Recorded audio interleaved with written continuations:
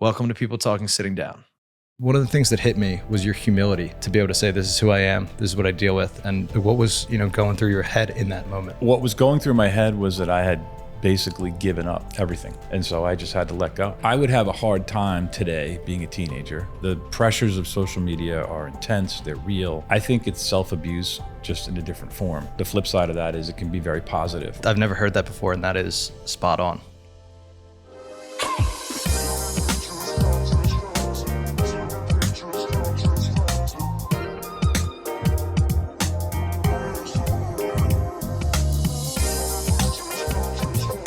All right, well, Jim Rinere, also known as the author, James Francis, thank you so much for joining us today. Oh, thanks for having me. Appreciate it. When I was thinking about this, when's the last time you did a podcast? Wednesday. Wednesday? I was gonna say, Yeah. you're talking more and more, and I am. First and foremost, just to kick off, I want to say, I might struggle here, but thank you. Your book has been an immense help to me. And it is by far the most raw. I've read a ton. That whole shelf is filled with self-help and philosophy and motivation and everything. This is by far the most raw book Awesome. I've ever read. And you speak about mental health, and more specifically men's mental health, in a way that needs to be talked about, and which is straight up. You don't pull any punches. Yeah, I appreciate that. I think part of the motivation for writing it was I did the same thing, right? I've got a bookshelf at home with 100 books on it. My wife's got a bookshelf with 100 books on it. We've read everything. I never read anything in my language. And that's why I wrote it the way that I did, because that's how I talk. And that is the experience. Right? Yeah. So, and I love the way you preface it too, because you set the expectation early on. Yeah. Hey, I'm going to write this the way that I talk, the way that I act, and some people might not like it. it's true. And I actually, there's a review on Goodreads that somebody put in and said that, this was offensive. And I was like, well, I appreciate the review, but did you read the first page? I mean, it's in there. It's like the warning's loud and clear. Yeah. So I want to dive into what motivated you to finally write the book. And I guess there's so much. And I think when we first chatted, got connected online, I was like, do I read the book? Do I not read the book? Because sometimes you read it and then it's like, what do I even ask? Now I know everything. Yeah. But I would love to hear from your words. I think one of the most impactful, you start the book off with your intense, story of depression and suicide ideation and attempts. And what was it that got you to put pen to paper? Because you ripped open your scars for everybody. Yeah. So I started to write in the hospital. So I, was suicidal, attempted suicide, wound up in the hospital, and started to journal as part of my therapy process. And my wife was bringing me, those marble covered notebooks that we used to have when we were little kids, Yeah. right? She started to bring them, and I filled one up every single day. It just sort of flowed, and it became part of this therapeutic process that I just couldn't stop. And so that's essentially where I started to write the book. And it wasn't a book, it was just a journal, right? And so I've got this stack of these books filled with all these thoughts and emotions and things that I had really not faced. And about 5 years after my hospitalization, I was invited to come to a group and talk about whatever I wanted to talk about. And so the group's called the Happiness Club. It was founded by a friend of mine, very good friend of mine. And I went into this room with 100 people and I told my story, essentially told the story in the book, and actually read what has become the first chapter. And after that, I came out of it was in a library. I came out of the library and everybody was in the parking lot waiting for me. And I was like, holy shit, I am nobody's role model. Yeah. I'm not ready for this. I can't do it. And so I shut down. I was like, you know what? I appreciate it. I feel the love, but I wasn't ready at that point to accept that I could actually teach anybody anything.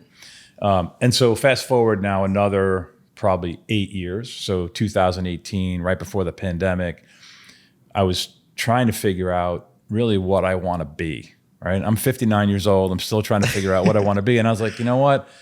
That event in 2010, when I told my story, was so fulfilling. It was terrifying, but it was so fulfilling to me. I said, this is what I need to do. I need to teach people about this issue, because I feel like sort of the poster child for business executives, athletes, whatever, and other people are struggling with the same thing. And I know this because I've talked to people about it, and people have come to me as they've learned a little bit about my story.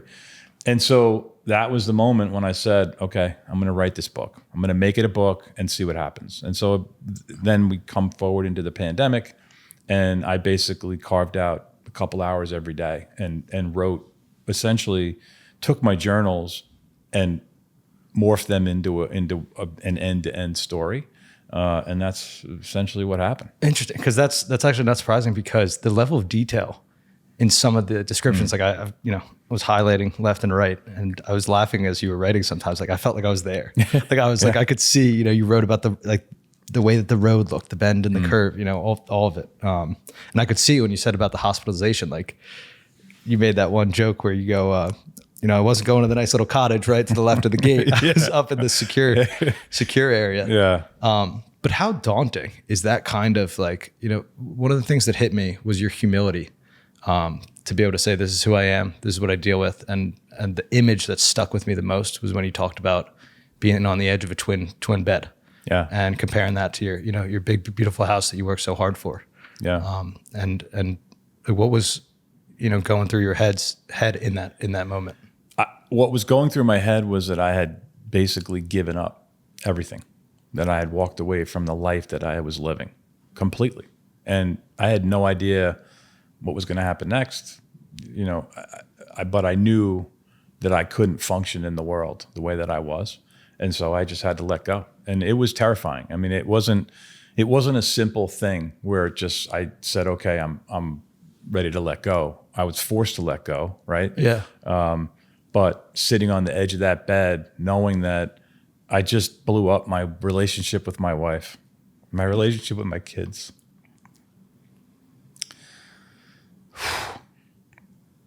I rarely get emotional when I talk about this stuff. It's amazing. Sometimes it comes and sometimes it doesn't. Yeah. I walked away from my business that I had worked hard to create. Basically, I walked away from everything. And it was scary. It was scary as shit. And I didn't know what was going to happen next. But I knew that I couldn't continue to function the way that I was. Yeah. And I don't even want to say, pardon me for asking, because we're here to talk about it. Yeah. And I would love to just hear from your first person perspective, what was going through your head that day on the highway, and how that day developed for you. I really, what was going through my head was I had to end it. I had to leave. And the main reason for it, well, there's two main reasons. One was living with the pain of depression is torture. And going into a depressive episode and knowing it's happening, right? Feeling that it's happening is like, oh man, I can't freaking deal with this, And I lived that cycle over and over again from probably 12 years old until I was 41. And so that was the first thing. It was the pain, and I had enough. I didn't want to do it anymore. But the main reason was I didn't want to subject my family to me anymore. And so on that day, I woke up, went to work, sat in my office from 9 in the morning until 3 in the afternoon, 2:30 in the afternoon, just sitting there, door closed, didn't answer the phone, didn't talk to anybody, and just trying not to jump out the window. And that was sort of in my head the entire day. And then I finally said, I got to get the hell out of here. And when I was in the car, all I was thinking about was, I have got to end this pain. It has to stop. And, I'm crying, and I'm driving over 100 miles an hour, trying to figure out where I'm going to hit, what I'm going to crash into. But the driving thought in my head during that moment was, I have got to kill myself. I have to stop. And then the thought of my wife sort of popped into my head, which is what took the story down a different path, right? And I realized in that moment that I didn't say goodbye to her. The night before we had a conversation, I said, look, I'm in a deep depression. I don't know what to do about it. And I felt like I had said goodbye, but I really didn't. And so I called her to say goodbye. And I was going to leave a message on her answering me on her cell phone. And she picked up the phone. Just a miracle in itself that she picked up the phone. And because it wasn't the age of smartphones, right? We had flip phones, and it wasn't the same type of a thing. And she picked up the phone, and you know, it goes from there. Part of the story that I tell in the book is my sister was a dean at Princeton University, and she hadn't been to my house in over 2 years. She lived in New Jersey. We live in Connecticut, and she was about a half a mile behind me on the highway. And she called my wife while I was on the phone with her.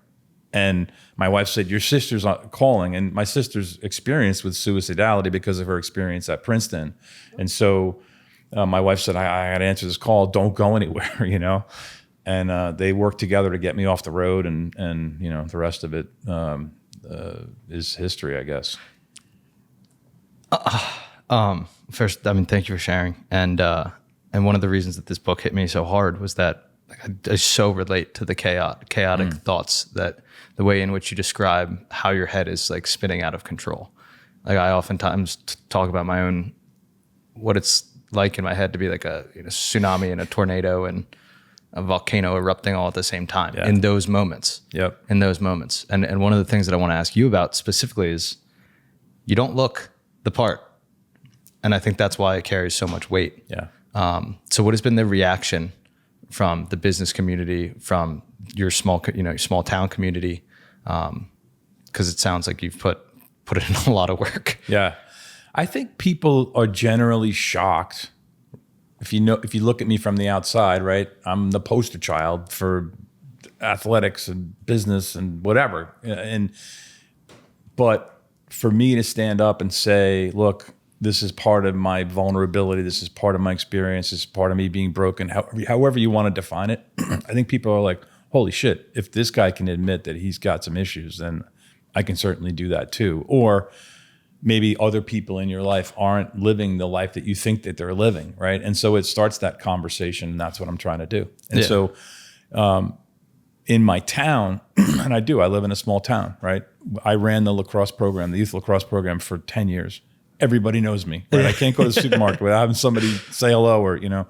I think that it's been very interesting to watch the reaction. Most people are just embrace it. They're like, yeah, you know what? I have an uncle that struggles. I have a brother that struggles. I struggle, whatever that is. And so that openness is pretty impressive. In the business world, I'm an entrepreneur. So I currently run a consulting firm. I have 4 partners. And they all know my story, you know. Some of them get it and some of them don't, you know, but that's the thing. Like, it's not my job to worry about whether somebody gets it or not, or can accept me for what's going on. That's their shit they got to deal with. Yeah.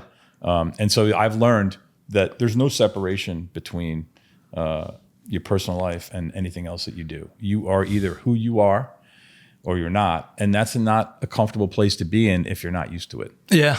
Yeah. And that's something I want to double down on, is because one of the things after doing all these episodes, I wrote a paper on mental health to try to say, like, all right, what's the problem? Like, why is it, we talked about the stat last night that 4 out of 5 suicides are men. So it's like, what is happening? Why are we not talking about this? Why is this happening? What is it? What's the it that's underlying all of this? Because it's like, once you start opening up about it, I've gotten that same reaction, the flood of same. Yeah. I can't believe, I never told anybody but this, but I went through the same thing, or I think the same things. And after having so many people through here, it's just like, I think one of the things we're struggling with as a generation is the disconnect from self. Because like you said, you show up in the world, you're you at all times. But for us, we didn't grow up like that. Right. We grew up that we were us in the classroom, we were us on MySpace, we were us on Vine. And now there's kids that are them on TikTok, them on Snapchat, and then they get a LinkedIn once they get a job. And they're different people on every single platform. Yeah. So we almost have these, like, you know, I don't want to say other personalities, but like social media, it's just not real. Yeah, I agree. And that's one of the hardest things of, as we talked about briefly, like the advantages of social media, we got connected. The disadvantage is that there's a life being lived on there by tons of people that isn't real. Yeah. And I guess, you know, have you seen any of that, whether it be through your like lacrosse coaching, because you're dealing with kids all the time, or in the workforce where you've got young, you know, whether it be interns or kids coming out of college? Yeah. Yeah. I mean, well, first of all, I would have a hard time today being a teenager, right? I wouldn't survive. The pressures of social media are intense. They're real. And I think it's self-abuse just in a different form, right? But the flip side of that is it can be very positive. Wow, that's a beautiful, I've never heard that before, and that is spot on. Yeah. That you can use it in a self-abuse way. Yeah, it is. And I think the noise, I sort of distill things down into white noise, right? And I don't care what it is, whether it's social media, the newspaper, the news. Like, I don't watch the news. There's nothing good happening on the news. I don't need to know what's happening to somebody in Kansas. I just don't. Yeah. If there's a storm going on and I need to know that there's a tornado watch in my town, okay, then I need to know that. But most of the news is just white noise, and it distracts me from what I want to feel and what I want to live. Yeah. And I tell this story in the work world about deciding who you are and what you want to be, right? And understanding that your ego can be driving a lot of your decisions. And so I talk about this woman that I worked with for a number of years, and type A personality, got a master's at Columbia, was living in Manhattan, this life that you're supposed to gravitate toward, right? And she was miserable, and she was working for me, and you could tell she was struggling, we would have these conversations, and ultimately she decided, I can't do this anymore. I am not going to do this. I am leaving. I am going back to Maine, where she was from. And that is a really hard thing to say, that I'm going to break the cycle of what everybody thinks I should do. Right.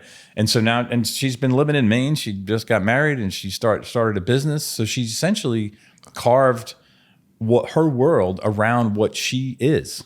Yeah. How she wants to be. And so that takes a lot of guts. It really does. And that's the thing, is I just think that there's not that many people doing that. Yeah. I just wish and want, and I'm like both of us, Max, like we're trying to do that, but it takes a lot. Yeah. I shared with you, earlier about leaving my job just yesterday, but you got to do what you got to do. I took that job for a year just to pay the bills. Yep. And it's hard and it's scary to do that, because I think about it all the time. Yeah. All the time. Where I'm like, I just want to up and out, and I want to go, I actually have a plan, and I shouldn't say this like in a bad way, but like, when this works out to the point that I want to, like, I'm going to want to spend a year away, like just to get away from the world, go live in the woods. Yep. With one of those Wi-Fi routers. Like, I love it. If that, know. Yeah. And so why can't that be the plan? You know what I mean? Yeah. Why can't that be the ultimate way to live? Yeah. Right. And that's the way it should be. Yeah. I had a conversation. I told you I was on a podcast on Wednesday with this guy who it was a phenomenal interview. He did a great job. And I was actually pretty surprised at how intuitive his insight was, I think. And he's a younger guy. He's like in mid to late 20s. And we were talking about his career, right? He was in commercial real estate. And I just laughed. I was like, you got to be shitting me. Like, I can't imagine you being in commercial real estate, And he was like, yeah, but that's what the world told me I was supposed to do. Yeah. And that is just not what life is. I think life is full of choices. Everything that we do is a choice. And when you shift language from I have to I choose to, it changes your world completely. Yeah. So I currently work in a consulting firm, right? I had to go take a trip to Pittsburgh this week. I was in Pittsburgh earlier this week. And I could easily get out of bed in the morning and say, I have to take a flight to Pittsburgh, right? I don't want to go to Pittsburgh, whatever. But that's really not true.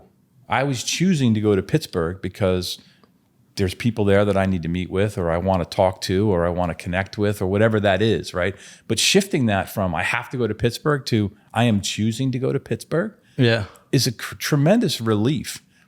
I don't have to go to Pittsburgh. I could say, fuck it, I'm not going, right? But I want to pay my mortgage, right? I want my business to grow. I want my partners to succeed. There are things that are consequences of all the choices we make, but shifting that and consciously being aware of what you're choosing and why is really important. Yeah. Giving yourself that level of agency. Yeah, exactly. And independence. And a lot of another core principle of, I think, depression, anxiety, mental health, all of it, is that balancing of that fear of control and that need for it. And we all, saying, I choose to do this, well, like, you're letting yourself know, you're letting your body know that you are in control. You are making a choice. Yeah. You're conscious of this. Yep. You're not being swayed. And that's, another one of the little quotes in your book that I found. I literally laughed when I read it. I was like, nobody's ever described depression that well in my life, but like living underwater. Yeah. Like I always say, it's like, you wake up and you have this feeling in the air and I could never describe it. And living underwater is exactly what that feeling is like. That's awesome. Where it's, you're just, it's like, all right. When you're in these deep depression bouts, it's like, especially when you're aware of it. Yeah. It's like I'm swimming up a creek without a paddle or whatever and flapping my arms, but I know I'm not moving. Yeah. But I can see me trying. Yeah. So my oldest daughter, my kids have all had they have depression. I mean, it's in their DNA, right? That's basically a guarantee. But then you live through some level of trauma and some experiences, and maybe you get depressed, right? Where you're actually depressed. So they've all three of them worked through some of that.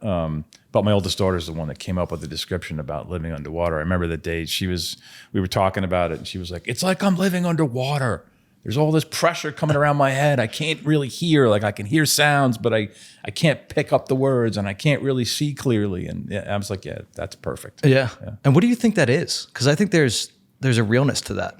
There's a like you said, even being able to see things better, hear things better, perceive the world more accurately. And I think that's one of the things with depression and anxiety is that you're not seeing what's there. You're seeing this. I don't want to call it imagination, but a lot of times, we're creating the problems. Yeah. That I think part of it, and this is going to sound a little crazy, but I think let's just put it out there. I'm nuts, right? I mean, I know this. But I think part of it is your body screaming that this is not you. What you are doing right now is not you. And the only way I can figure out to get you to realize that is to really screw things up for you. Yeah. Visually, auditorially, everything that's happening, all that noise that's coming at you. I have to figure out a way to trigger you to pay attention and snap out of it. Yeah. That's what it feels like to me. Yeah. And I try to look at it. It's like, this is, and game's not the right word because I don't want to get into like the simulation, side of things and whatnot, but it's like the most beautiful game ever created. Yeah. It responds to you. And the deeper that you get into yourself, I think you start to notice it responds faster than you think. Yeah. Agreed. And I've personally noticed that, I forget how much we covered about, what I've been through, but I've been in therapy for 6 years, and I'm getting to the point now where it's like, I can see like the next day, the consequences of my actions, both positive and negative. Yeah. Where it's like, I talked to somebody about medication, and I would love to get your take on that as well, because my perspective on medication has been for me personally, like, well, no, because I know the thing, I can do it without the medicine. I know what I'm supposed to do: drink water, exercise, talk to my friends, call my mom, like do all those things that you got to do. Mm-hmm. Sure, I could take medication, but I know like meditation's way harder. Yeah. Personal thing. I know that's stubbornness that I probably have to get over at some point. Yeah. But you had a positive experience with medication. So I'd love to highlight that because we haven't enough on this.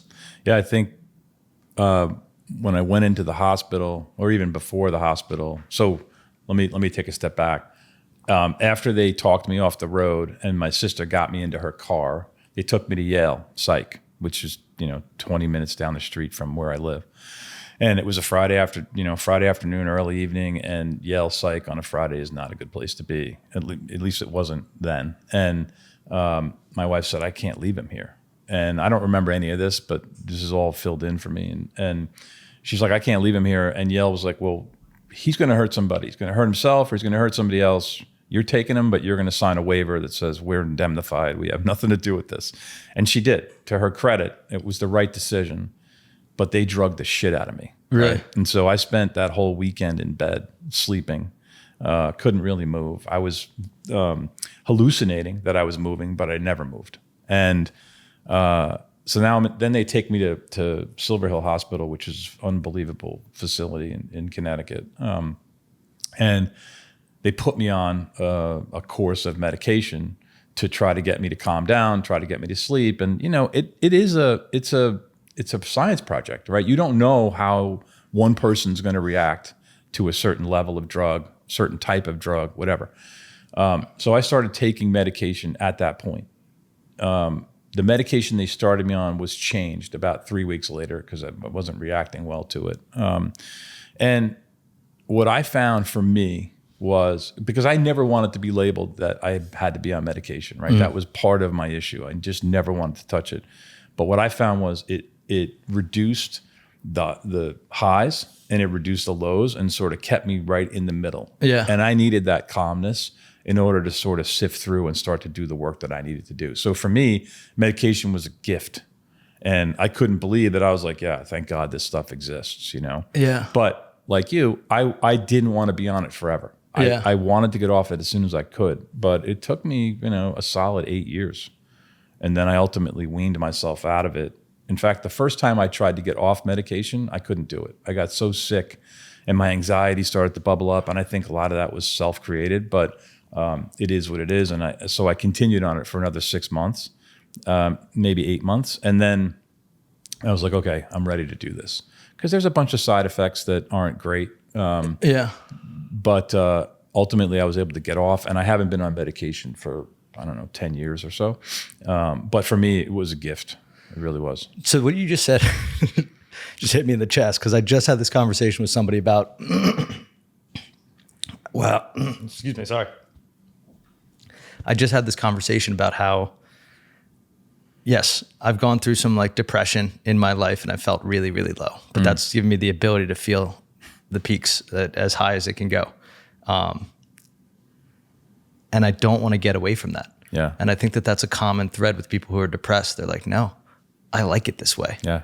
And it's like, I try to ask myself, and I still don't understand why. I'm like, why am I creating the suffering in my life? I know what I'm doing it. I know I'm the only thing in my way right now in my life is me. Yeah, and I've got my foot slammed on the brake, and I'm trying to get down this highway. But it's like, why do people that are neurotic like us, like, why do we do that? Yeah. Yeah. I don't know, but it's habitual, right? Yeah. And once those habits are there, they're really hard to break. And, I talk about this wet blanket thing. If you're an abused person, that abuser sort of becomes this wet blanket, right? You put a wet blanket on, it's not comfortable, it smells, but that's what you know. And that's what you keep going back to as part of your habit. And so breaking that habit, eliminating the wet blanket is really difficult, but that's what needs to happen. Yeah. And then you put it back on. And that's, right. I'm looking at the book behind you. Have you read Victims No Longer? Oh yeah. So that I'm still trying to make my way through it. It's about halfway through, and it's one of the hardest books to ever come through. But that was one of the stories that woke me up, that was like, oh, once you get yourself out of an abusive situation, as an adult, you try to put yourself back into it. Yeah, of course. So that you can fix it. Yeah. So you can, and it's like, it's the most confusing thing in the world. Because I laughed when I read the quote where you said, like, time's just a figment of our imagination. It doesn't, exist in this way that we think it does. And the way that I describe, talking about my own complex post-traumatic stress disorder, it's like you're stuck. Your body thinks it's in the past. Yeah. It's not there anymore. It's not a danger anymore. Yeah. But it's wired to be that way. Yeah. And so some of the hardest work that I had to do was going back to that 6-year-old kid, right? So a couple of traumas in my book. One is sexual abuse. One is this physical attack that I endured from these 4 guys. And, those things put an imprint on your soul. But what happens as a result of that, right, is really important. So the 6-year-old kid that was sexually abused needed somebody to say, it's not going to happen again. You're going to be safe, right? You are safe, you're loved, you're accepted, all of that. So I literally had to go back to that kid, right? And sit next to him on a couch in a therapy session over the course of like 2 months to basically say, dude, you're safe. This is never going to happen again. And that is intense. It was intense work. And it's when my therapist walked me through what we were going to do, I was like, that's not going to fucking work. Yeah. I'm not going to do that, But it was amazing. And I tell the story when I was older and I was attacked by these 4 guys, they left me for dead. They shot at me. It was a mess. My dad, who didn't know any better, came to the hospital and he said, I'm going back there and I'm going to walk that street with my gun until these guys show up. And while that might sound like a valiant thing, right? It's not what I needed. I needed to know that I was safe and secure, and I needed somebody to love me in that moment. And this isn't a negative comment about my dad, but I don't think that we realize the compassion that we need to provide for ourselves in order to heal through some of that trauma and some of those experiences. And it's okay to take a step back and say, dude, slow down, take a break, be gentle with yourself. And, you know, as an athlete, that's like the furthest thing from your mind, right? You're told to just keep driving forward, right? Yeah. Put your head down, arms swinging, you know, grind it out. There's no crying in baseball, right? All of those things. That's not necessarily what you need in that moment. Yeah, in life. And as you said that, it reminded me of, I'm sure you've read The Body Keeps the Score. Oh, yeah. But how it talks about you can't stop the traumatizing events from happening necessarily. Yeah. But what you can do is prepare people with the tools in that situation. And share another personal, thing that, I and my family have been dealing with over the past year. My niece was 8 years old and she passed away. Oh man, sorry to hear that. Me too. Extremely sorry. Yeah, it's terrible, and it still doesn't make sense. But her sister's about like 4 or 5 years old, and she's going through therapy right now. And it's like, we can't stop the fact that she lost her sister, but we can equip her with the tools as a 4-year-old to be able to process some of that now. Yeah. So it doesn't go down. She doesn't never talk about it, and it goes into her body, and then it comes out in other ways later in her life. But a lot of times with traumatized people, the best that you can do is just give them the toolbox, and show them that there is a way. Versus, because you can't stop it.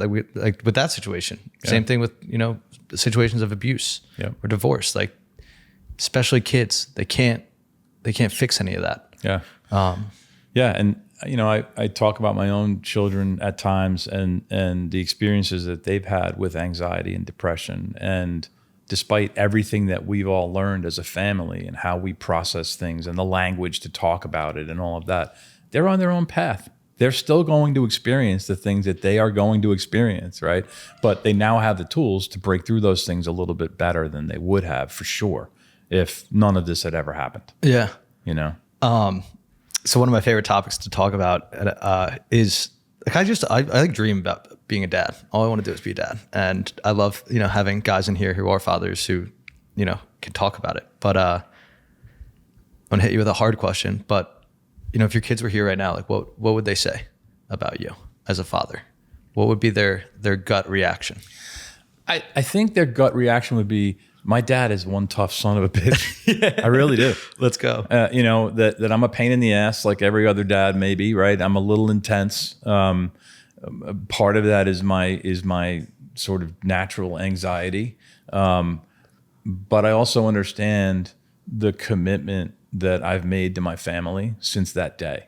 Yeah. And I think they would say, he's here. He's here all the time. That's beautiful. Cause you put the work in and that's the thing. It's like, you can't fight against it when you see somebody for as long as you have heal. Cause that's the one thing that I was trying to, honestly, I was about to start this off with this, but I haven't been nervous for one of these since the first one that we recorded. And today I was really nervous because I feel a lot of responsibility to, do the best that we can to share your story with others, because everybody needs to hear it. I appreciate there's that. There's a part in that book for everybody, and unfortunately for some, the whole book. So that kind of goes back to what you asked originally, was how come nobody's talking about this? Why does this continue to happen? 4 out of 5 suicides are men. Yeah. I think it's just it's an uncomfortable topic. I got to tell you, it's not something I talk about with. I coach high school lacrosse, right? Mm.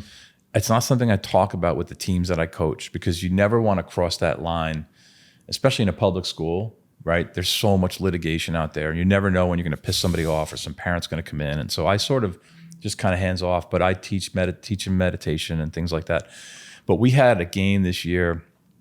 At a private high school, they brought in a guy who runs a suicide awareness foundation called Lax to Live. And his son committed suicide like 10 years ago. And so he started this foundation. And so after the game, this guy talked to both teams about just be there for your friends, be there for your teammates, et cetera. And it hit me in the head. I'm like, oh my God, this guy is offering to be support. Meanwhile, I've written this book. I talk to people about this all the time, and I'm not addressing it with the team that is in front of me every day. So I said to them that night, and it literally was the week of my 19th anniversary of my suicide attempt. So I said to these guys, listen, guys, I've got to be honest with you. I apologize that I've never talked to you about this before, but I'm 19 years from the day that I tried to suicide. And their faces were like, what? You know? Yeah. But what they did next was mind-boggling. They stood up, every kid on that team, they lined up and they hugged me one at a time. I was saying to them, I'm here for you. And they were like, we're here for you. Yeah. Right? It struck me though, these guys are 15, 16, 17, 18 years old, and people are not talking to them about this. And that's what needs to happen. Right? And they're old enough to understand. It's, use the right language in talking about it. You got to be responsible, but they're old enough to understand that this shit's out there and they want to talk about it. I had a couple of kids in the line that hugged me were bawling. Yeah. And they could tell it was very close to home for them for whatever reason. And I said, if you ever want to talk about anything, just, let me know. Yeah. But that's what we need to do. We need to start a conversation. Yeah. That's powerful. Oh, sorry. It's just a lot to take in I think about kids and teenagers. It's just that they're living in talk about war. I mean, Okay. The information war, the technology war that they're growing up in, and they're trying to cope with like existing. Yeah. I laughed when I read the passage about when you were laying in the boat skipping school, thinking about all the life's biggest questions. And those are the same questions I grew up with. And I'm just, I wonder if those same kinds of things are what kids think about today. 100%. Yeah. Cause they've got, essentially they like, and this made me think about your role growing up and working in New York. It sounded like you were living in that white noise for a long time. Yep. So I'd love for you to expand on a little bit about what you were doing at that age, because you talk about it in a humble way, but that was a pretty ridiculous situation you had yourself in your 20s. Yeah. Making the money that you were making, living the life that you were living.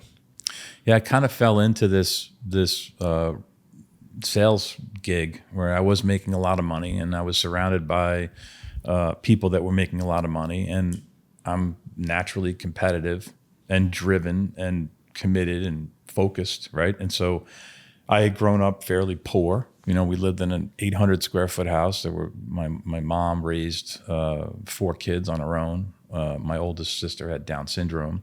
So, we always had food and our clothes were clean, but, we were poor, and I knew we were poor. And my main goal getting out of college was I got to go make money. Like, this is what I'm going to do. I'm never going to live like that again.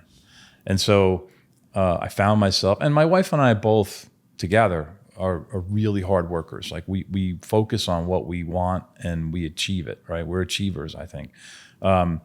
And so I went to work in Manhattan. I got this gig, and it was a sales job. And the more time you put in and the better you are at communicating, the more money you're going to make. And it was really that simple. But I was completely focused on that, and to my detriment, obviously. And that's when I started to really self-medicate with alcohol and putting myself in really dangerous situations. And that it was part of the habit of trying to kill off this thing that I didn't know at the time that I was not me, right? I was living the not me 100%. Yeah.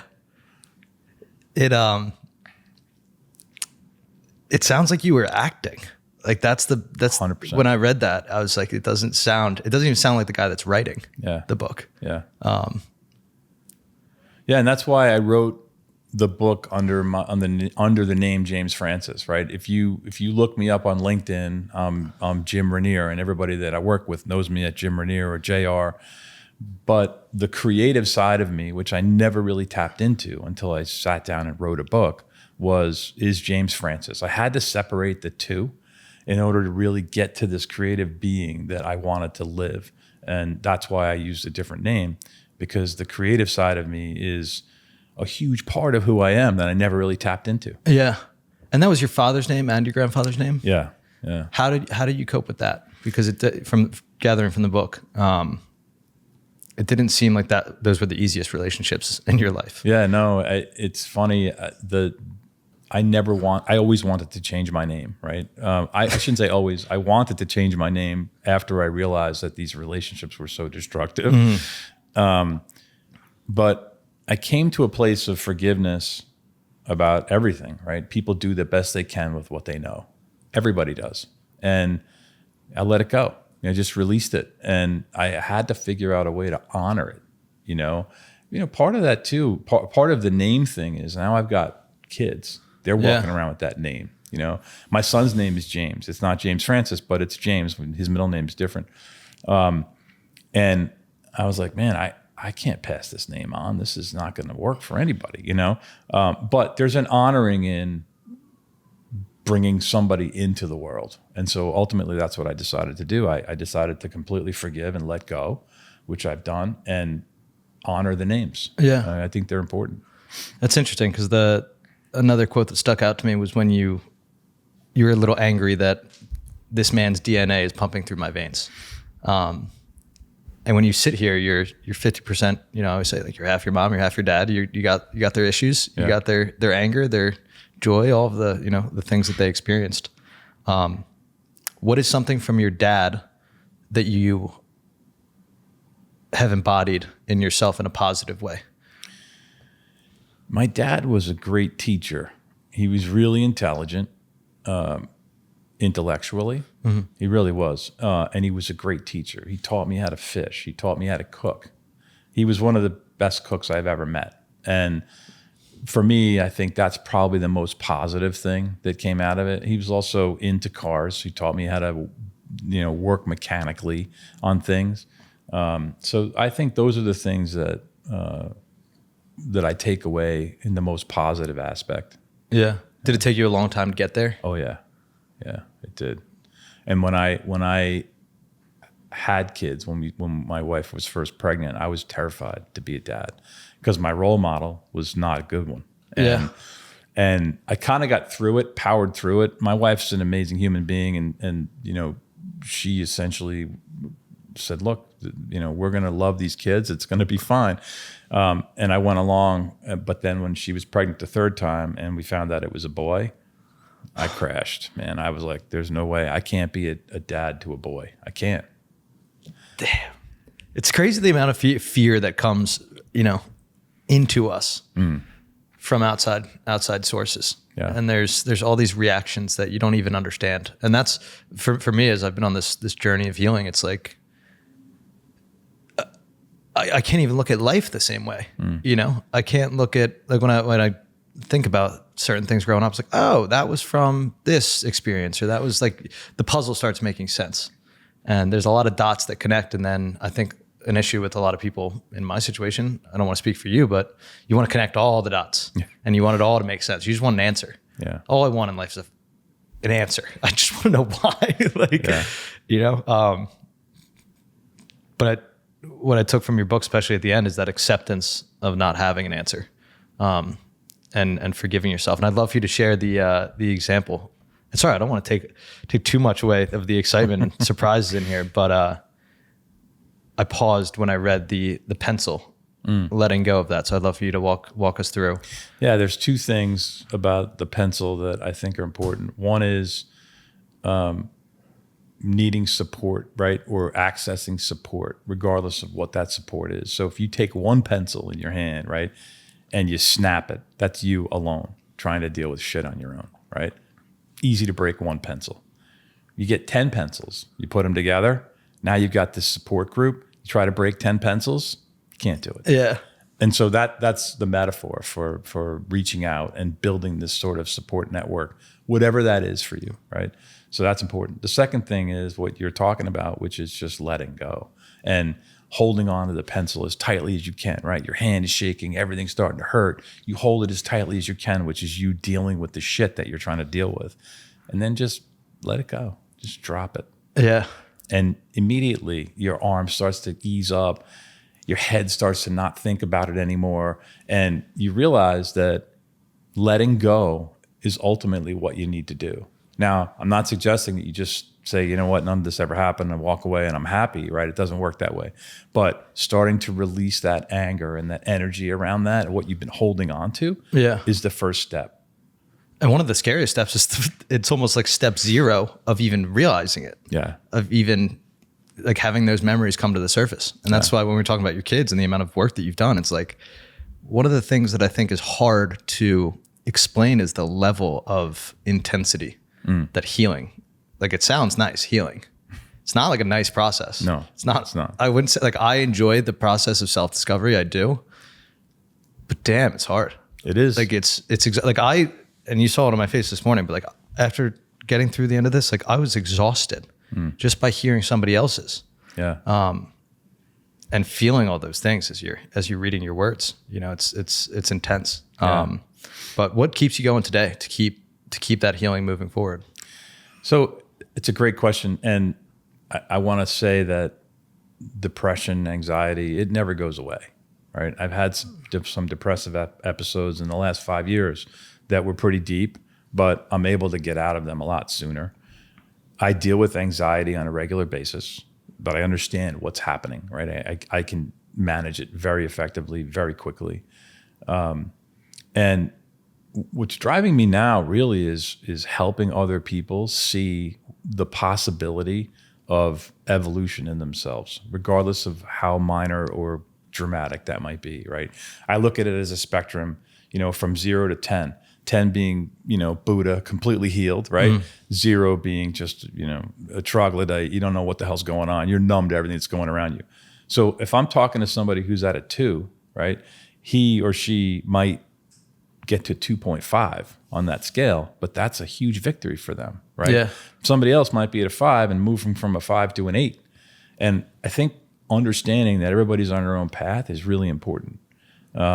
And so for me, it's about teaching people what I've experienced for me and having them say, oh yeah, I see that in myself and I can do something about it. You know, that's important. So how do you, and I found it really cool that you kind of stuffed it in the back of the book of this spiritual belief, set of beliefs, so the view of the world. Just reading how you're able to speak about the connection between the inner body and outer, and the way that those, you know, reflect each other. What I'm gonna ask you the big questions, but why do you think we're here? And when did you know? It sounded like you started asking those questions pretty early on. But what have you found out in your 59 years? Yeah, 59 years. I'll be 60 in December. I think that we're here to connect with each other. Connect with yourself. Before you can connect with anybody else, you got to connect with yourself, and then connect with people around you. For me, that's the most fulfilling thing, is that connection, regardless of where it is. Like, you know, I had a quick conversation with the barista at the coffee place this morning down the street. Yeah. You know, and you could tell, you walk into a situation like that and she's just used to having people come in, order a coffee and leave, right? And I'm just like, how are you today? What's happening? Are you from Philadelphia? Yeah, You know? yeah. And so like those are those small interactions to me is what there's coffee in the fridge actually is. Like it's a metaphor for these moments in time, right, in life that are magic. And you've got an opportunity to make that magic happen in all of that connection. You know, I had dinner last night with a friend, somebody, a business partner, somebody I've worked with since like 1998, 1997, something like that. And it reminded me, he was talking about things that went on in 2000, 2001, 2002. I have no recollection of. I was in severe depression. I don't remember. And we just like, we're talking about this and we were laughing and I was like, holy shit, I don't remember that, you know? But that reminded me that the connection is really important. And that's why I'm here, is just to connect. And so I think that's what the purpose is for everybody. And the problem is that most people are numb. They're walking around numb to the world. They're numb to the need for that connection and they don't understand it. They don't understand why. And it gets frustrating for them. And so they mask it with alcohol and drugs and whatever their method is to sort of continue that pattern. Yeah. And I've talked, you know, openly on here about the depths of my own episodes, but I think there's something I don't want to call it beautiful, but it's just true. When you hit rock bottom, you start to see the world a little more clearly, you know? And it sounded like for you, that was through being on the end of that twin bed, you know, and being able to just open your eyes. And because if you grow up and you numb yourself the entire time, you don't know what unnumb looks like. That's true. And that's, I mean, not only scary, but just as a kid, you know, it's like you have so much to fight against in the world, and especially like you're talking about, especially on the, you know, to talk about the sexual abuse side of things. I've done a lot of studies, and you know, 1 in 6 boys under the age of 18 are sexually abused. 1 in 3 girls. Yep. So it's like these massive problems that are happening, and then you think about the stats of kids who are, you know, abused by their parents, you know, hit physically, kids with divorced parents, kids who lose a parent. You know, when you look at the statistics, it's like everybody. Look at every single person out there is like, they got something. Yeah. You know? Yeah. All of this stuff, however you want to, whatever that specific thing is, gets socialized into us. Yeah. And so getting to a place where you hit rock bottom, part of that is tearing apart what's been socialized into you and realizing that really isn't your story. It isn't who you are. It's not, and fault's not the right word, but you've become a victim of that socialization. And so you have to unravel each piece of that. And you have to be open to wanting to change, right? You have to suspend disbelief in order to let go, in order to let that happen. And that's hard to do. It's really hard to do. And you have to have somebody, a coach or a therapist or whatever you want to call it, take you on that journey. And they have to be able to understand how far you can go. And every therapist isn't for every person. Yeah. And I hear this a lot. Like, I went to therapy, I didn't like the person. Okay, well, you go buy a pair of shoes and they don't fit, you're not going to buy them, right? Yeah. Go find another pair of shoes. It's the same thing. But, and you know, navigating mental health care and mental health treatment is hard in this country. Yeah. It's really hard to find somebody, but there's always outlets. There's always ways to source a different person or a different solution. And I just urge people not to give up. Yeah. You know, continue to try to find somebody. What would advice be? Because clearly we talked about, you know, the financial situation that you were in. You had the resources to be able to get the care or test out the care. I feel very fortunate so far in my life that, you know, when I needed help, if I couldn't provide it, my family was there for me, or friends, whatever it may be. But there's people out there who are probably listening that don't have any access to resources. Maybe their parents are gone. Yeah. Maybe they don't have any money. Like, where would you suggest people start if they're struggling, where they don't really have access to be able to have, you know, those options? So there's resources, right? First of all, if you're in crisis, you should call 988, which is the National Mental Health Hotline. Somebody will answer the phone. They're trained to help people that are in crisis, and that's the first place to go if you are in crisis. If you're not in crisis, you know, Google local mental health support. Write in as much specifics as you can. There are a lot of free resources available to people. You know, I don't know if somebody's religious, they can go to the church, they can go to the synagogue. There are resources available for people to talk to, and there's always groups of in every place that I've ever been. There are groups of people that are getting together to talk about whatever the specific issues are that are there.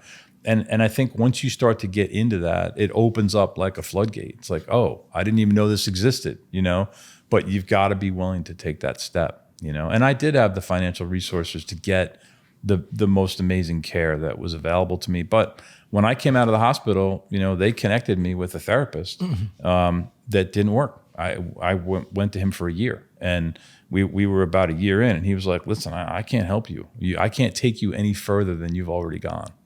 And I was like, man, dude, that was a gift, right? Yeah. Thank you.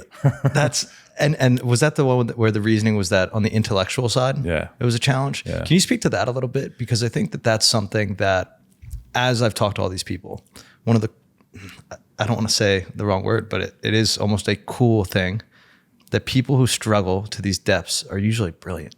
Yeah. Like they've got something that is, you know, if it's almost like trouble with their own mind, the speed at which it operates or the depths at which it goes, you know. Like I said, at that young age, you're thinking about life's biggest questions. Yeah. And you should be thinking about colors and crowns. Like it's, yeah. You know, it's the same as like I said, finding somebody that's fit, right? And that this guy was just not. I wouldn't say he wasn't intelligent, but he wasn't smart about the things that I needed to address. And ultimately that was, I think, the issue and the problem. And I was fortunate to meet somebody through somebody else who was just brilliant in every modality of self-care, right? And she covers multiple modalities. She's a Reiki master. She's, into teaching meditation and transcendental meditation, guided meditation, whatever that is, pressure point therapy. I mean, it covers the gamut, and I just got very lucky that I was able to find this person. Yeah. But part of that is not just luck, it's putting an intention out there, right? But I do think that a lot of smart people deal with depression. And I think a lot of that is because the world's a messy place and it doesn't make sense. And if you're trying to make sense of it, you will fail. And so that's why I go to connection, because that to me makes perfect sense. Like having a connection with somebody in a real way, I walk away from that feeling like, okay, I'm fulfilled. Yeah. Right? And that's the thing. It's like those are the things that aren't physical, but in my mind, like they are. Yeah. I think our language hasn't caught up with our reality quite yet. Of like these things are tangible to me, and I always bring up the idea of like ideas are alive; they're physical. If I bring a new idea to you, your brain is different than it ever was, and it will never be the same. So it's changed. And then one of the things that I talk about that's happened with this is like when an idea becomes reality, it's scary.